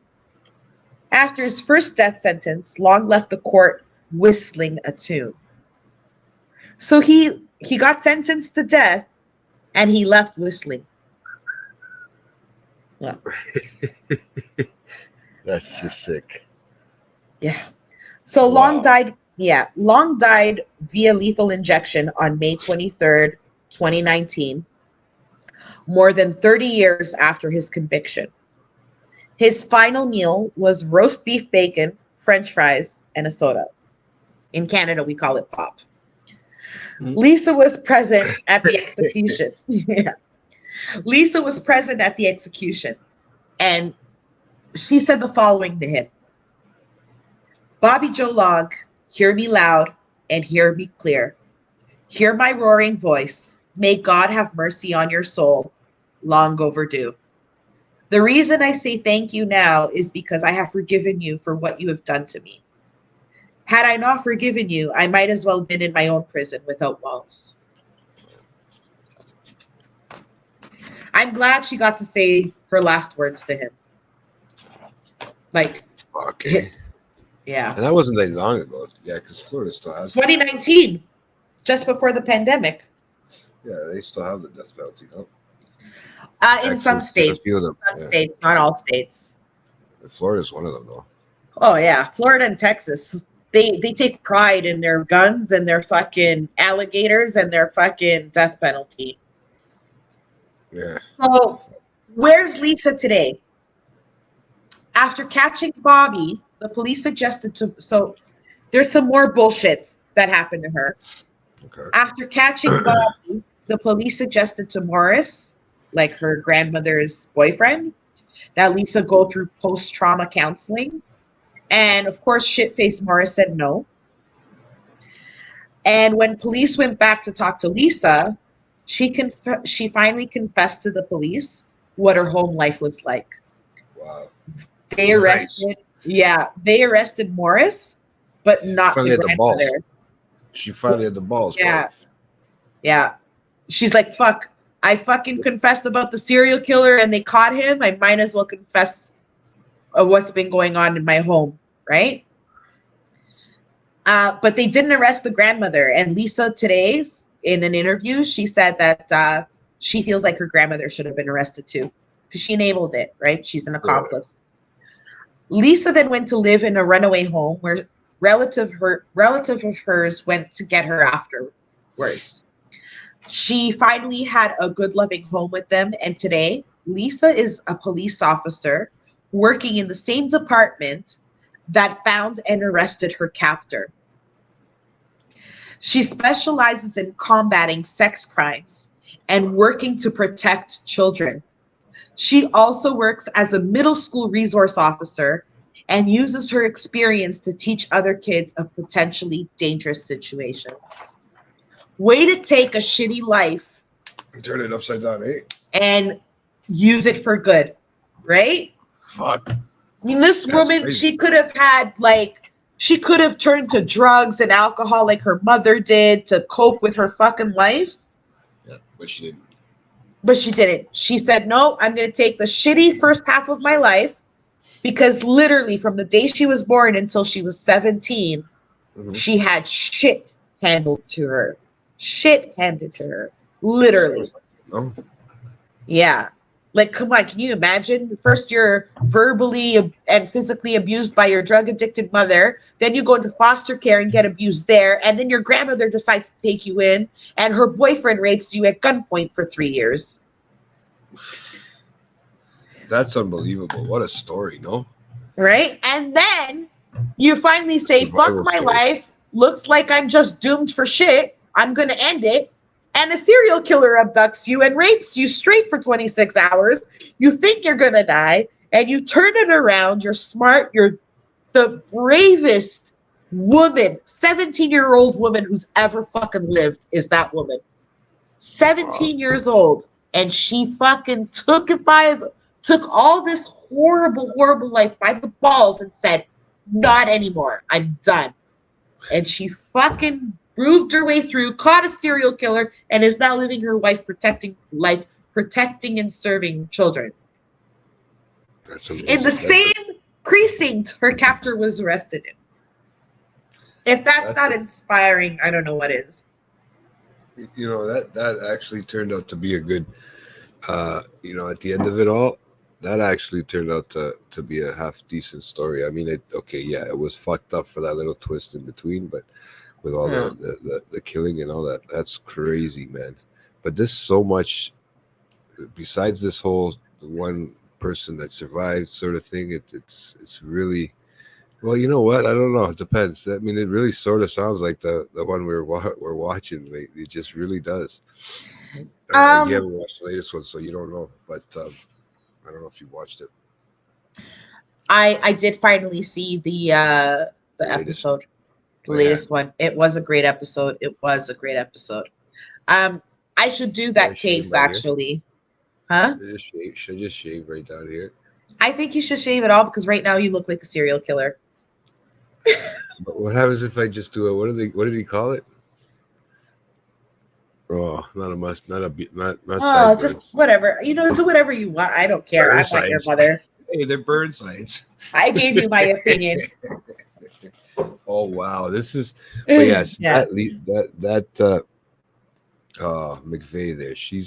That's maybe why it sounds that name. Maybe it's just a common name too. I would think. Lisa Mcvey. Yeah, it's a very common like English name, right? But yeah, I mean, look her up. Here's a picture of her. I sent it to you. Yeah, there's a picture of her when she was 17 and a picture of her today. All right, let's check her out. Yeah, I emailed them to you. Yeah, I got him right here. Guys, check it. There's the superhero right there. Bang. No, That's her when she was 17. That little girl right there, 17, caught a she looks serial pretty killer. mature for 17. So I mean, that's pretty fucking. But still, like for her to do all that thinking and that, that she deserves a fucking round of applause. Unfortunately, fucking how that bad shit had to happen to her, and that, for her to actually get through it. But man, to be a survivor, to be, she really does look like a police officer in this second photo here. Yeah. Well, there's a few that I found in her police officer gear too, but I thought this was a good picture because it had both her when she was young and her today. That's amazing. Shout out to her because without her, they might have never. That's a real life superhero. That's a real life superhero right there. Yeah. And unfortunately, it didn't stop everything, but that's from shitty police work and all that other stuff. And that's why I hope now that she can turn something around in that sense, or she is turning something around. It wasn't shitty police work. I mean, the only shitty police work were the stupid, mediocre cops that first questioned her, right? Yeah. But once that other cop involved in sex crimes saw that she was telling the truth, because there's no way you can lie about that detail, right?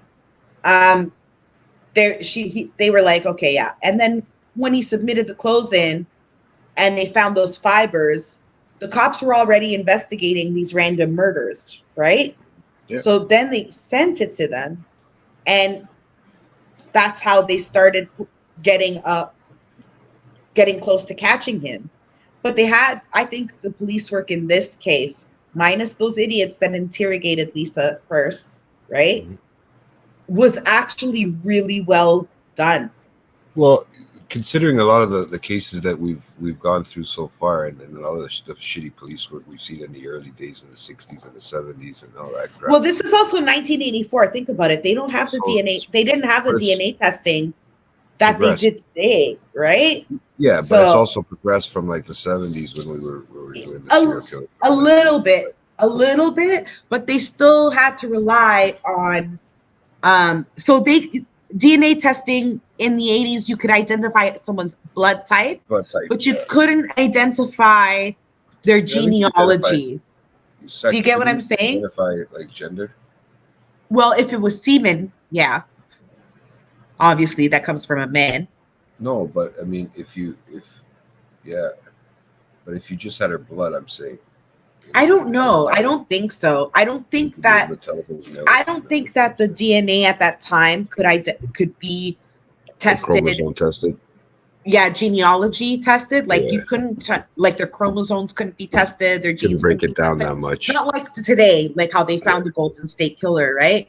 Like, not like that, right? But that's just years and years of someone's studying. Blood. Yeah. Well, not just that. The technology evolved. Right? Yeah, everything around it. So then by learning in the 80s too now to start saving more information and start saving and like they used, certain parts they did end up saving a lot of evidence in certain cases, even though they knew they didn't have the technology at the time. Right. So they have saved advancing, right? There are so many unsolved cases from the 70s and the 80s that go all the way back that are now being done and tested. And they're solving these cases now because of this DNA. And they're lucky. As long as the DNA hasn't deteriorated enough to the point where you can't get a sample, they can get it off this thing. I forget what they said. There was an actual show that I had watched, a documentary about something, and they said how far down they can break it to the DNA strand. They don't really need that much of a piece of blood, like a sample of blood. They just need to be able to break it down apart. Yeah. Sweat or like dead skin, a fiber of your dead skin, just rub, it's there. And it's not just that, like the DNA of whoever touched the person that murdered you is on that person that was murdered as well. Oh yeah, that's how precise it is. Yeah. It's gotten down to that. It's gotten down to that. So whoever that person touched, that other person's DNA has been now attached to them. And like, say that person murders that, everybody else's DNA is also attached to that person, right? Like, But you know, yeah. with the smarts that she's had, that Lisa McVey there had, and that Fingerprints. just thinking of doing that stuff at that time is not something that came. It was very intuitive, probably at that time, of somebody to think like that. And we don't know if there was other ones that did think exactly the same, but ended up not, with the best result and weren't able to escape. You know what I'm saying, or get away or whatever. So I could see that, but with her doing that, that's just changed the way of how women let's say young women and not deal with people creeps like that too. I mean, how they know how to do it in situations. Even you see in TV shows or movies now or stuff, and where you can see that when they're blindfolded or they got something over their head, they can't see. They're trying to remember how far or how many minutes they were driving. You know what I mean? Like I noticed that on some of those TV shows and documentaries I've seen, right, where they've tried that, but you don't know how real that was, and maybe it was after this. I just can't remember, to be honest with you. But yeah, that's a very she does deserve to have that position now. I think for somebody to think of something like that, you just had the smarts from day one. Yeah. Unfortunately, and she put herself through school, put herself through the police academy, became a regular police officer, and then she became the sex and crimes. She must. I wouldn't want to put up with her, man. She probably hasn't deal with no bullshit. This one, man. Like fuck. I wouldn't want to be in an interrogation room with her. She also married another police officer, and she has 2 children. Nice. Yeah. So she did have a good life out of this. It came full circle, right? So that's actually really good, and that's what you mean about the whole thing about the superheroes and fucking that. And this is a superhero in a sense, right? A real living superhero in that way when you think of it like that. But you want to see if you go on YouTube, you can find a few of the interviews that she's done. Mm-hmm. She's just so strong, man. Like I don't think I could have endured what she did. I would have given up. I don't think anybody could have. That's a and maybe not coming from the greatest household at the time did help in a sense of being strong. I don't think I would have been able to endure all that time with that stupid step grandfather. That too, but with her enduring that, she's always thought of a way out, and this was kind of something that, and so fortunately she got put in this situation, but she was lucky to make it out. Like they said, at least how many of them didn't make it out? And we got at least 5 or 6 that he did. We had 6 victims, or no, 6 more. How many murders were there altogether there? There was a few there. There were 9 murders that he got charged with. Yeah. But over 12 bodies that they found that could relate to him. That were so that they found. Yeah. And never mind, like more than 150 rapes. Wow. This guy was a serial rapist, serial murderer. Crazy. That's crazy. He's probably a fucking sicko too, right? When you look at him. And you can't even attribute it to his upbringing because he had a mom who loved him and took care of him, right? Mm-hmm. You can maybe attribute his anger or his how Lisa described how he was like tender in one moment and then something would trigger him and he would go on a rage, right? Like you can maybe attribute that to all the concussions and head injuries with the motorcycle incident that he had from such a young age, right? Maybe you can attribute that sort of behavior to that. The raping, definitely you can attribute it to his extra X chromosome because he maybe felt like less of a man because he had breasts, right? So a way to feel more manly was to be aggressive sexually towards somebody. Mm-hmm. And then I think it was like, this was definitely a nurturing kind of case, not a naturing kind of case. Do you get what I'm trying to say? I'm trying to think of how you said he slept with his mom until he was what? 13. Yeah, you never know what you see in that room or what happens. Maybe, but I think he would have. I think at this point, since he was so open to confess about everything else, I don't. I don't understand why he wouldn't be open to talk about if his mom did something, and he's never mentioned his mom doing any harm towards him. In Yeah, fact, most people say that she coddled him, like she was very overprotective. She cared, she wasn't someone who was neglectful or treated him harshly or any of that. Do you get what I'm yeah, saying? yeah. So, I Yes, mean, there's nothing ever that came out of that, right? yeah, About that. but I think that, so the only exception that I could give this as a nature um, Over nurture. thing is the fact that he's related to Henry Lee Lucas, the other Yeah, I serial mean, killer, the major serial killer, right? I mean, like, because there is that serial killer gene. yeah, So I don't know. could it be that maybe, like, I don't know, they should have I tested his mean, brain? it is something that, yeah, but I mean, like you said, even with injuries, stuff like that to the brain, you don't know how it happens nowadays either anymore, and you don't know what his mental state Yeah, was I before. definitely think this was a nurture case as opposed to born this way. Yeah, no, I mean, Yeah. you can in a sense, but I mean, he doesn't even look like that scary of a dude, to be honest with you. No, he Tall doesn't. fuck. Did you put up the picture? No, I was gonna put it Yeah, up. I put was up the gonna say picture. not a, nothing crazy. He didn't look like he's been taking beats to the head and fucking or concussions. No, I mean his hair grew up fast and everything. I don't see no Uh, buzz. I, there's a picture of him when he died, and I think I forgot to send it to you. I could maybe No send it to worries. you now. Mhm. Um, But yeah, I mean, he looks got the '80s porn stash. of course. It's just that style, right? I don't know. He doesn't look like you. I mean, he just looks like your average Joe. You wouldn't even think anything. Just a taller dude. That's all it looks like to me. But that could be just by the way he's situated in the picture, right? But that's an intimidating person. I don't know how, especially if he is that tall. I mean, he looks like got to be about six something there, Um, depending on how far back those other guys are behind him. But that's crazy, man. What's this that? is You still him. I'm trying to find the picture and trying to send it to you.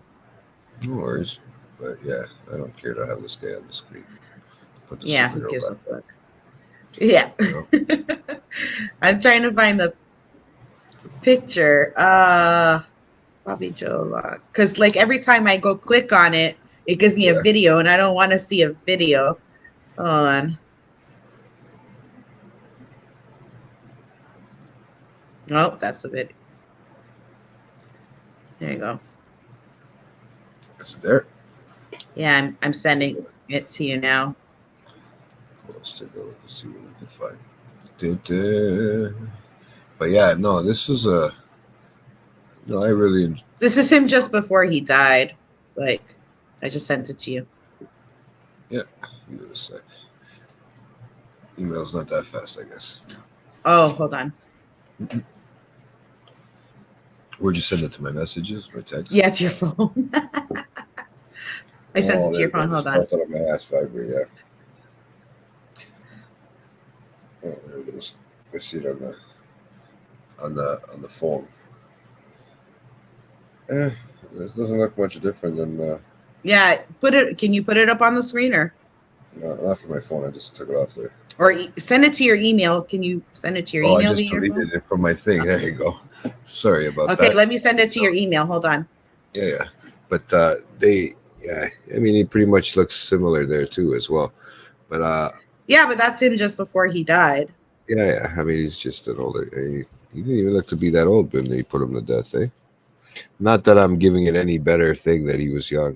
Fuck him. Yeah, he doesn't look like he's been He He still doesn't had a look like full he set had a of hard time hair. in jail. Yeah, he doesn't look like he Yeah, it doesn't fucking look like he fucked had up. so much of a hard time in jail. No. No, like that's the thing. Like, I mean, he's still. I mean, he doesn't even look like he And took. it's- They gave him a beating. Here you go.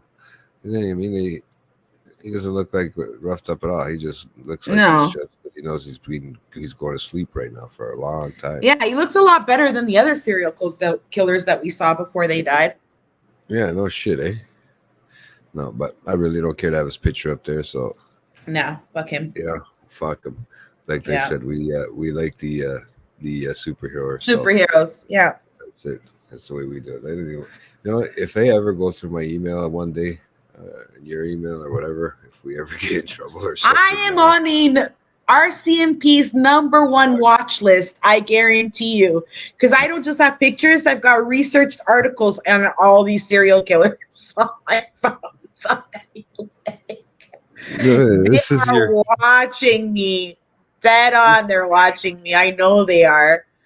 I this is know like they are. serial killer 101, man, right now. Yeah, All I this know research, they are. I it's like know people they are. are It's looking at funny. you I was going, listening to another podcast the other day about another case. It wasn't a serial killer case, but the girl in the intro, like when she was chatting up with her sister, and it's two sisters that do this podcast, right? And she was telling her, she's like, I know the FBI has me on their watch list. They watch everything I Google because of all the killer content that we look up. People like us, we're on watch lists. I don't have anything to hide, so they can come and search whatever. I'm not a serial killer. I don't have anything to hide. I don't have any intention of ever killing anyone unless it's out of self-defense. Fuck that. If you're listening, self-defense is, self-defense, right? But sure. fuck, like,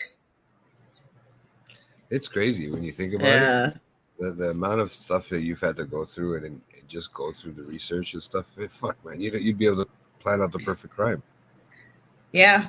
So this was 1984 for you guys. Way back. This was Bobby Joe Long. You know what's funny is these fucking serial killers all have fucking such hick names. It's true, but I mean, I got a real caker name, so does that make anything? No. There's a caker name, and then there's a hick name. Yeah, well, I mean, come on, Ted Bundy, Theodore Bundy. Yeah, Theodore. Right? What's your name? I'm Bobby Joe Long, and my cousin is Henry Lee Lucas. Bobby Joe Long. What a fucking name! I don't even want to repeat it. Yeah. But it sounds like a fucking made up name, to be honest with you. I know. It's like they're all like this though, right? So I mean, like the southern ones, they're just like It's weird. fucking hick ass names. It's crazy. I don't know how these guys get it. For years too, getting away with that stuff back then. It was. I don't think they can pull it off like that nowadays. And I think that's why now you see a big difference in mass murders instead of, single serial killers, like which one by one. The more it's more of a mashing because they're going to get caught regardless. I don't think it's like it was back 20 years ago. That's literally 20 years ago, I think right? 30 almost now. Well, they Almost caught 40. us. What am I talking about? 84. What the fuck? Oh my god. Believe it or not, there's still some serial killers today at large. They have no idea who they are, and they've been killing.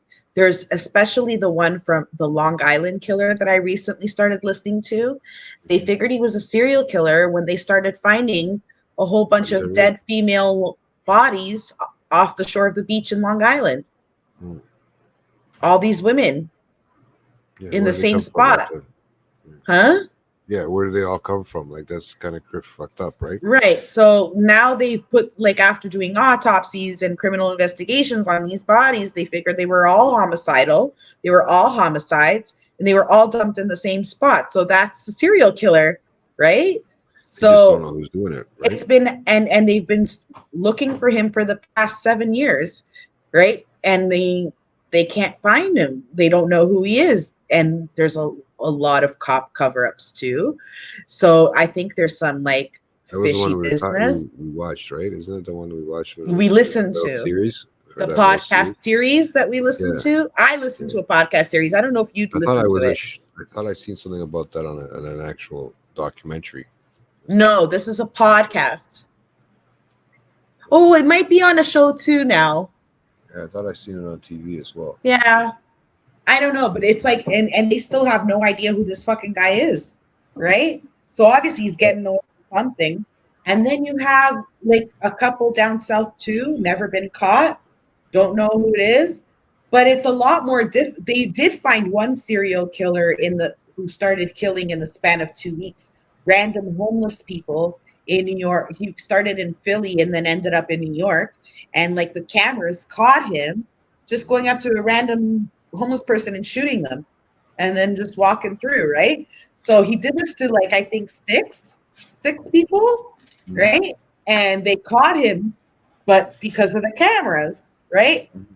You do this in major cities, you're gonna get caught. Yeah, you are. And it's just I always look at it like this. As long as see, I could never get away with it. I could never get away with something like that because I have a big mouth and I'll just tell people, right? But as long it's if you don't tell anybody and you don't leave any evidence, you're pretty much Two in can the keep a clear. secret if one of them is dead. That's it. See, that's it. Fuck, man. There you go, Leslie. There you go. If that wasn't a hint for everybody out there, no. Oh my gosh, that was a good one. That was a good one. I Well, liked it. Oh man, but yeah. that was a great job doing all that research, man.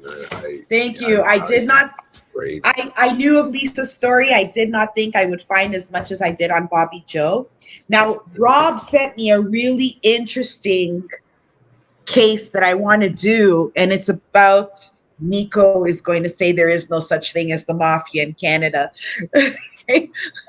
There is such a thing as the mafia. And Rob sent me an interview done by this guy that now lives in Vancouver. And he was a hitman for the Canadian and American crime boss families. And it's such an interesting story. The only problem is that I cannot find any more information on this guy. It's like he gave that interview because it was a Canadian, it was from the newspaper that was interviewing him was from Hamilton. I can find tons of information on the families that he was affiliated with, and the deaths corroborate with his story to a T. Mm-hmm. But I can't find any more info on that guy. It's like a 15-minute story. And I'm just like, no, I need more. Someone needs to fucking. And all he did, and the only reason he allowed, because he did his time in jail, right? Mm-hmm. And then Yeah. he left, right? And then he disappeared, right? But this journalist from Hamilton was able to track him down in Vancouver, and he's living under a completely different name. Nobody knows, right? I would too if I were a fucking killer for the mob, right? and he just said the only reason I'm doing this interview is because you're from my hometown, and gave that interview, and then that's it. Like, that's all I know is his story from that very well done interview, by the way. Rob sent it to me, and I found it so interesting. I started diving like right away into this whole like rabbit hole that he sent me on. Like, honestly, I almost like forgot about this one because I was definitely gonna say, no, this one's more interesting. I'm definitely gonna do this one. And I just kept going around and around and searching everything. I even went to the library to What's that? look up. Shut up. I even went to the library to look up 70s and 80s and 90s like old articles, see if I could find anything on this guy in the archives. I couldn't fucking find anything. I was like, oh, no, no, no. But he's definitely on my list. And I've bookmarked that interview that he did with the Hamilton Sun. And I'm just going to fucking keep it on the back end. And so I find more info, it's going to come. Even podcasts. Been trying, I looked up his name via podcasts. They briefly mention his name as what he did for the crime families, but that's all. Like, they basically do all their entire story on those crime families and not him specifically. So something's up with that. That's weird. I don't know. I think maybe some unfinished business or something like that. I don't know, but Somebody's like, afraid of getting whacked.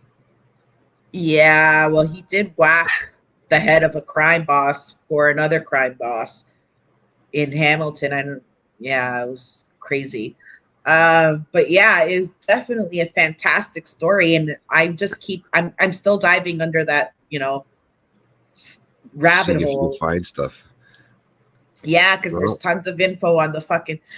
I mean, like, we don't have as many serial killers as the U.S., but nobody has as many serial killers as the U.S. Okay, there isn't. Nobody has as many serial killers as the state of Alaska alone. Fuck. No country. There's nothing to do up there, man. What the fuck? Oh, California's in second place, and there's plenty to fucking do out there. Maybe there's too much to do down there. Not too many options. I don't know. I just figured, like, it's harder to be a serial killer now in California because of all the cameras everywhere. Oh, yeah. It's just harder in general in life. I still think small towns is probably where these serial killers are going to do shit, right? But still, at the end of the day, it's not like it used to be. There's too much information. There's too much, like you said, cameras. There's too many. You get cameras on everything from those little mobile ATMs. You know what I mean? They just need to know whereabouts you were, right? Those little, stationary ATMs that are inside like convenience stores. There's fucking cameras everywhere, and everybody's recording, right? So you can't go to a convenience store. You can't go to a gas station. You can't go anywhere without getting caught on a camera somewhere. You have to use cash. You'd have to fucking. Oh man! Even using cash, you're caught on a camera. Yeah, no, I say as long as you're not on a camera, you'd have to use cash. It'd be just how do you get your cash without being caught on a camera? That's another thing. Mm-hmm. So it's a little bit fucked up these days. It makes it a lot harder. Actually, it's a lot better, obviously, with all the research and probably stuff that even like with this Mcvey, the officer Mcvey there now. With a lot of her insight, it's probably helped out a lot for the U.S. for just people. I'm sure with all this information that they have that she was able to provide, I'm sure that even for the FBI, it was a completely different way to profile a serial killer than they're used to. You just learn from every case. Do you get what I'm saying?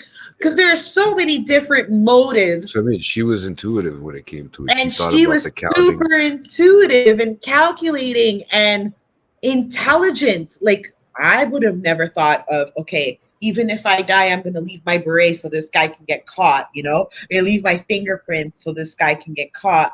I'm going to, count the steps, I'm going to clench my face when he ties a blindfold so that when it relaxes, I can see through the cracks. Like, it's a weird way to say it. It's a weird way to say it, but it's like, what was the word? I just thought of it now because I was second guessing myself. I probably forgot how I was going to put it, but it's like, for rape victims, it's like, or unfortunately, but it's like a whole new way of looking at things, a whole new. What the fuck was I gonna say there? I just had a memory fart and a brain fart, but that's all. You get what I'm saying in that sense. Like, it's just something that, I guess nature always has a way of fucking evening the score. Like maybe she, she was here for that reason. Yeah, I hate to say it in that it sounds fucked up. Like, not nature, but fate. That's what you're saying. Yeah, in the sense Like, that she was there on yeah, purpose to she was put save, on this help earth save. to fucking, Well, and to come up with yeah, these new ideas and stuff like that. I mean, you don't just become a cop after like that, or a detective. Sorry for the like that. If you don't have something smart to say, you know what I mean, or something that they can learn off of, or you can teach people. Like yeah, that's a whole new way of policing afterwards too, right? And somebody had to be put on this fucking earth to figure that out. right. Just like But somebody I had to mean, come on this earth to figure out how to fucking make a Apple iPod. You know, get what I'm yeah. saying? Like in that sense. But I mean, like, the good thing about catching a serial killer and not killing him Mhm. is that you get to study him. And by studying him and his motives and the He way allows he it. kills, no, they do. They have no choice. They've got nothing else to do, and they're too prideful all the time. They always talk. They always talk. If they don't talk right when you catch them, they eventually talk in prison after because they want the attention. You know what I'm saying? Yeah, I guess so. Right? Because some of Yeah. them don't talk. Like Ted Bundy, innocent. He's innocent. He was so cocky he even defended himself. But afterwards, please, it all came out. It all came out. Right? Why? Because he loved the attention. You get what I'm saying? Like Ed Kemper, though, he's the one I always kind of say he's the different one. He actually felt like shit for murdering all those people. And the only reason he got caught was because he called the officers He called the and officers. he called the police station, remember? Yeah. Right after he Yeah. chewed up his mom, right? Yeah. His tongue, right? And like whatever, like, yeah. Oh, Leslie. But No. do you get what I'm saying? Like Yeah. Ed Kemper's was different. Like there are so many different reasons these men kill. Meanwhile, women, Mhm. from the few serial killers that women are, Mhm. there's always a deeper motive. Like they crack because someone did them wrong. Do you get what I'm trying to say? They're notorious for being poisoners, right? That's how the women serial killers are, right? Usually their methods aren't as um unless it's a crime of passion, right?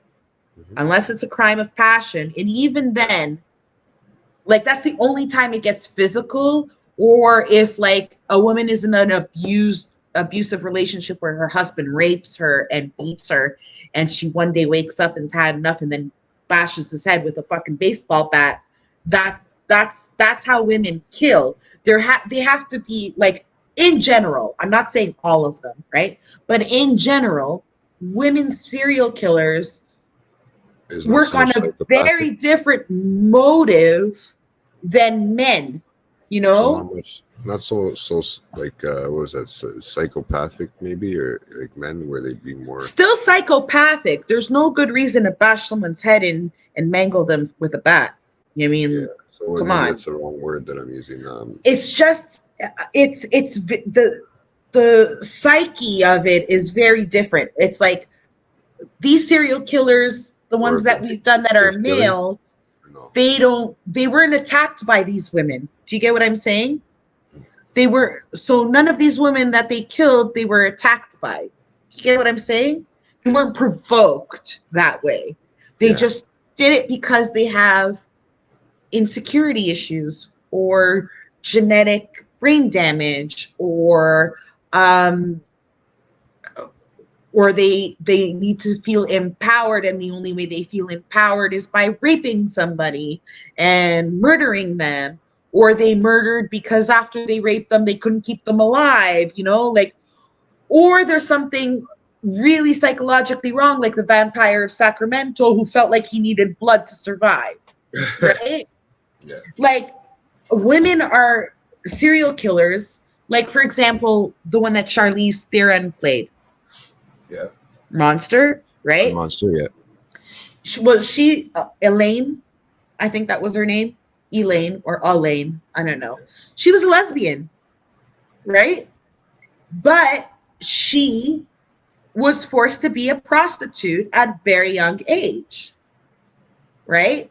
So she killed men who were soliciting her for sex, and she would give it to them, get paid, and move along. But then some men wanted to rape her and just take it for free, right? And some men wronged her. So she started killing them. Do you get what I'm saying? The psyche is so different. She was being raped, right? By some men. So she retaliated More by like a defense. killing them, right? So like something in her brain just switched, and that was it, right? Yeah. Eh? No, I get what you're saying. More like a defensive, more of a strategy, and then it turns into, you know It's what, just these very guys, different. yeah, Very, very, very different. not so. I'm not saying women can't be psychopaths, because there's so many women that are psychopaths and sociopaths. I'm just saying they're less likely to become serial killers as opposed to men.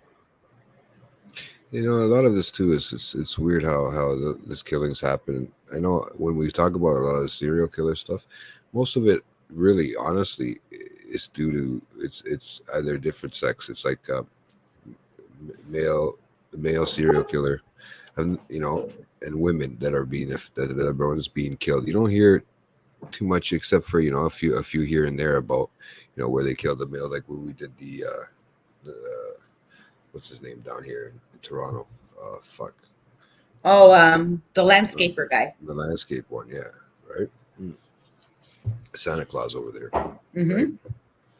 But yeah, that was a little different. I mean, in that sense, but that everything else seems to be male towards female. That I've noticed. Right. That I've, you know. So there's got to be something there. There's this show that I started watching, and it's called Snapped. And it's all about women who have killed their significant others, right? True stories, all true stories, okay? Because they snapped. Oh, Leslie. Oh, now I'm gonna have to start worrying about you. Now that you told me this show. No, oh, listen. Man. So listen. And no, I'm just saying this as an example of the type of murderers women are, and the type of, like, there are less women as serial killers for a reason. Do you get what I'm saying? Yeah. Men are usually serial killers, where women will kill either in a crime of passion, right? Or because someone wronged them, or because they want someone's money. I hear you. Do you get what I'm saying? There's a different reason. It's not, and the forms of deaths are rarely as violent as men. You know what? But it still seems like a survival thing. They do it out of a No. survival. No. Watch the show Snapped. Well, crime of passion would be. No, a crime of passion is not survival. Like if you catch your husband cheating on you, right? Yeah, but if your husband's beating you, that's one thing, and that's beating is one thing, cheating is another, right? Yeah. Or if you killing somebody for money too. Right. So a lot of the reasons that some of these husbands or significant others are murdered is because of life insurance. Money. That's what I mean. That's also survival. So that's not survival. That's greed. Right? It's greed, but it's also survival, because if you don't but vice versa, men have killed their wives for insurance money too. So that's the type. Yeah. Women aren't worth as much. Sorry, I'm joking. That was a bad one, but that was JT. Oh man, JT, that was a bad one. That was. That'll be on here forever, so it's okay. Yeah, I'm not even gonna reply to that one. I know you won't. Don't. Bald idiots. Sometimes I forget I'm not on the phone and forget I'm live. Yeah. Right. So you can talk to your buddies like that, but not on this podcast with me, and not around me ever. They kick my ass. I'm in trouble, That's guys. right. That's right. Yeah.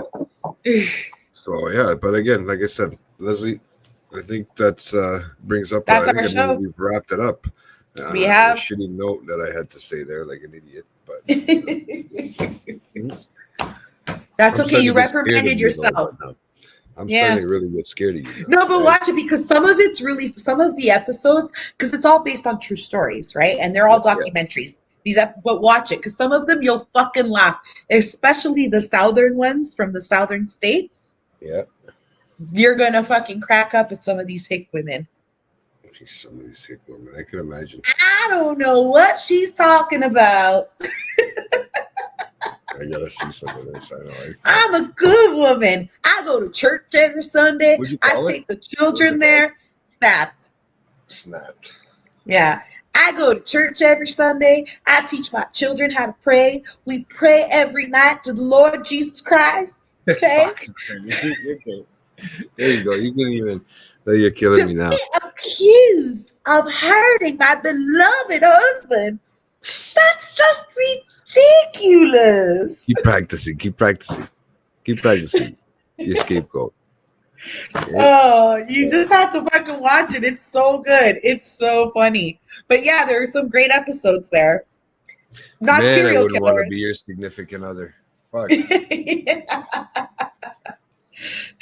But no, you gotta watch it. You're gonna crack up at some of them. I find these documentaries quite comical because I laugh at some of these fucking idiot women who kill the way they or just men too. I mean, like even some documentaries on these men, like, but I don't laugh at men as much as I laugh at the women because I'm not saying women are bad at killing. I'm just saying that they're really bad at hiding shit when they get caught. It's that gossip thing. They can't, man. They turn all into Amber Heards. That's it. Exactly. You Have know you what I ever mean? seen? Oh. Guys, I think Leslie's going crazy over here. Too much research this week, I think, on some fucking serious shit. But Yeah, but you know what? I always feel better after I do the show because all of this negative sickness, I let it all out and I once you feel read better. it too, right? Yeah. Yeah, once I tell the story, it's kind of like venting, right? Because when you're taking it all in, it's all stuck in here, right? And then like now you're just finally okay. I'm finally letting it out on the show. It's done. I don't have to. I don't have to look at Bobby Joe Long again. Yeah, exactly. Right. That's one of the things. Unless you decide you're gonna watch like a documentary that comes out or something, but. No, I won't because I've seen all of it. There's actually a really good movie on Lisa Mcvey. It's an actual movie. It's not I'm not calling it a blockbuster or anything, but it was well done. It's I think it's either on Prime or on Netflix. I watched it a couple years ago. It's called Believe Me. Okay. But watch it. Watch it. It was really well done and it stuck pretty close. I mean, a couple of things were a little embellished, but it stuck pretty close to her story in general. Okay. Yeah. For the most part. Yeah. Well, that's good. Yeah. All right. So just look it up. It's called Believe Me. My research was done through Murderpedia, interviews on YouTube, Lisa Mcvey that I saw, articles, and a new website that on criminology that I found that actually talks about the evidence found in some of these crime scenes, which was great as well for research. And a couple of podcasts too. I forgot their names because I listened to way too many of them. All right, shut them all up. Oh, and that's what the podcast, and that's why we drink. That's the one I heard.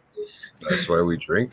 Yeah, it's these two girls. One of them, the first half of the podcast, they talk about like spooky stories that have happened, like in haunted houses or haunted demons or haunted like tales, like things like that. And the second half, the other girl talks about a murder or a serial killer or a criminal story. Okay, I hear you. Yeah, it's pretty cool. That's all right. That's the one. There's another one you check out, so that's good. That's a nice one. There's a few of them, man. They keep popping up now on my feed on my phone. I'm pretty sure it's because of all this stuff. It's just Yeah. they But when I open there's some Spotify and stuff really like that, good it ones. opens. There are some really, really, really, really good ones out there. Morbid is still my favorite. Mhm. Yeah, Guys, that if one you pops up all the time. I mean, Morbid is the best true crime podcast I've ever heard. They oh, those girls, they're doing a 4-part series now on Jack the Ripper. That's one I don't think I'll ever do. Just because we still don't know who he is. And it happened so long ago, and there's so many theories that everything is now blurred today. It's kind of like broken telephone. I that's it, I man. don't really, yeah, there's too much has been Yeah, done on him. It's just like Charles Manson. it's like if you find the bones of this guy one day and he can't even fucking figure, that's how long ago it was. But Yeah. It's I like think it that, yeah. spawns. I always wonder if that spawns that whole. I know it's always happened through life, but when something like that so serious happened back then too, right? I mean, back then it's the cops were just being done on a fucking bell in the streets. That's how you knew somebody was dead.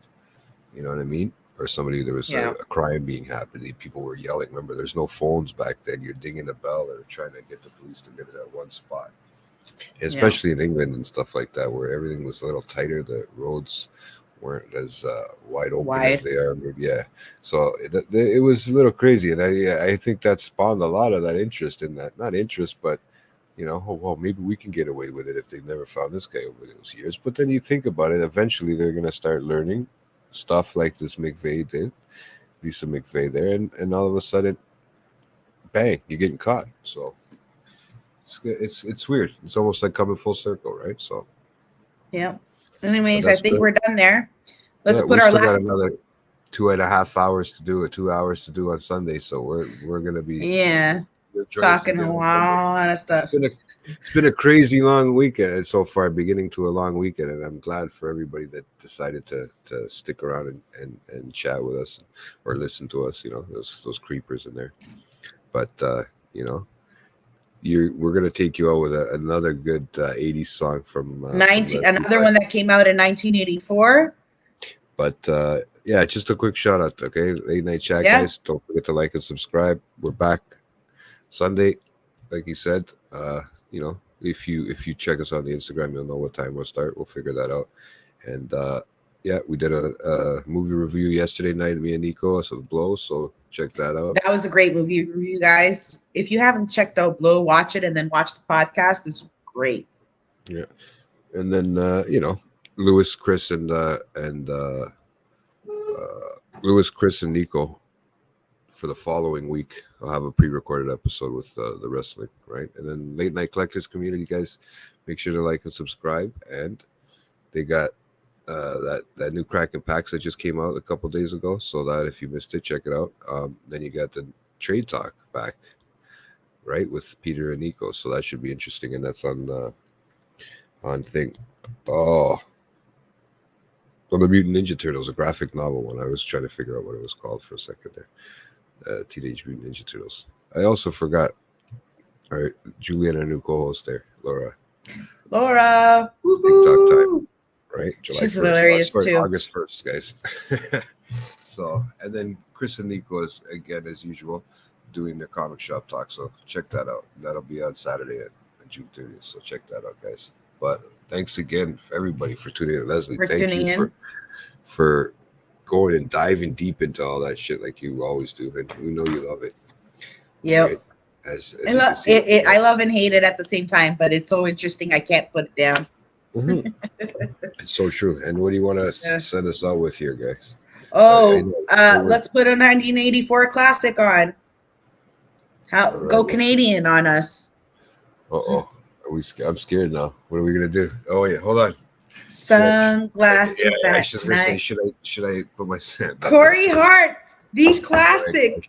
Yeah. All right, guys. You guys have a good one, everybody. Thank you again, and thanks for tuning in. Whoever tuned in on this long weekend. So we'll see you Sunday. Leslie, thanks, and here you go. Your jam. All right, 1, 2, and out we go.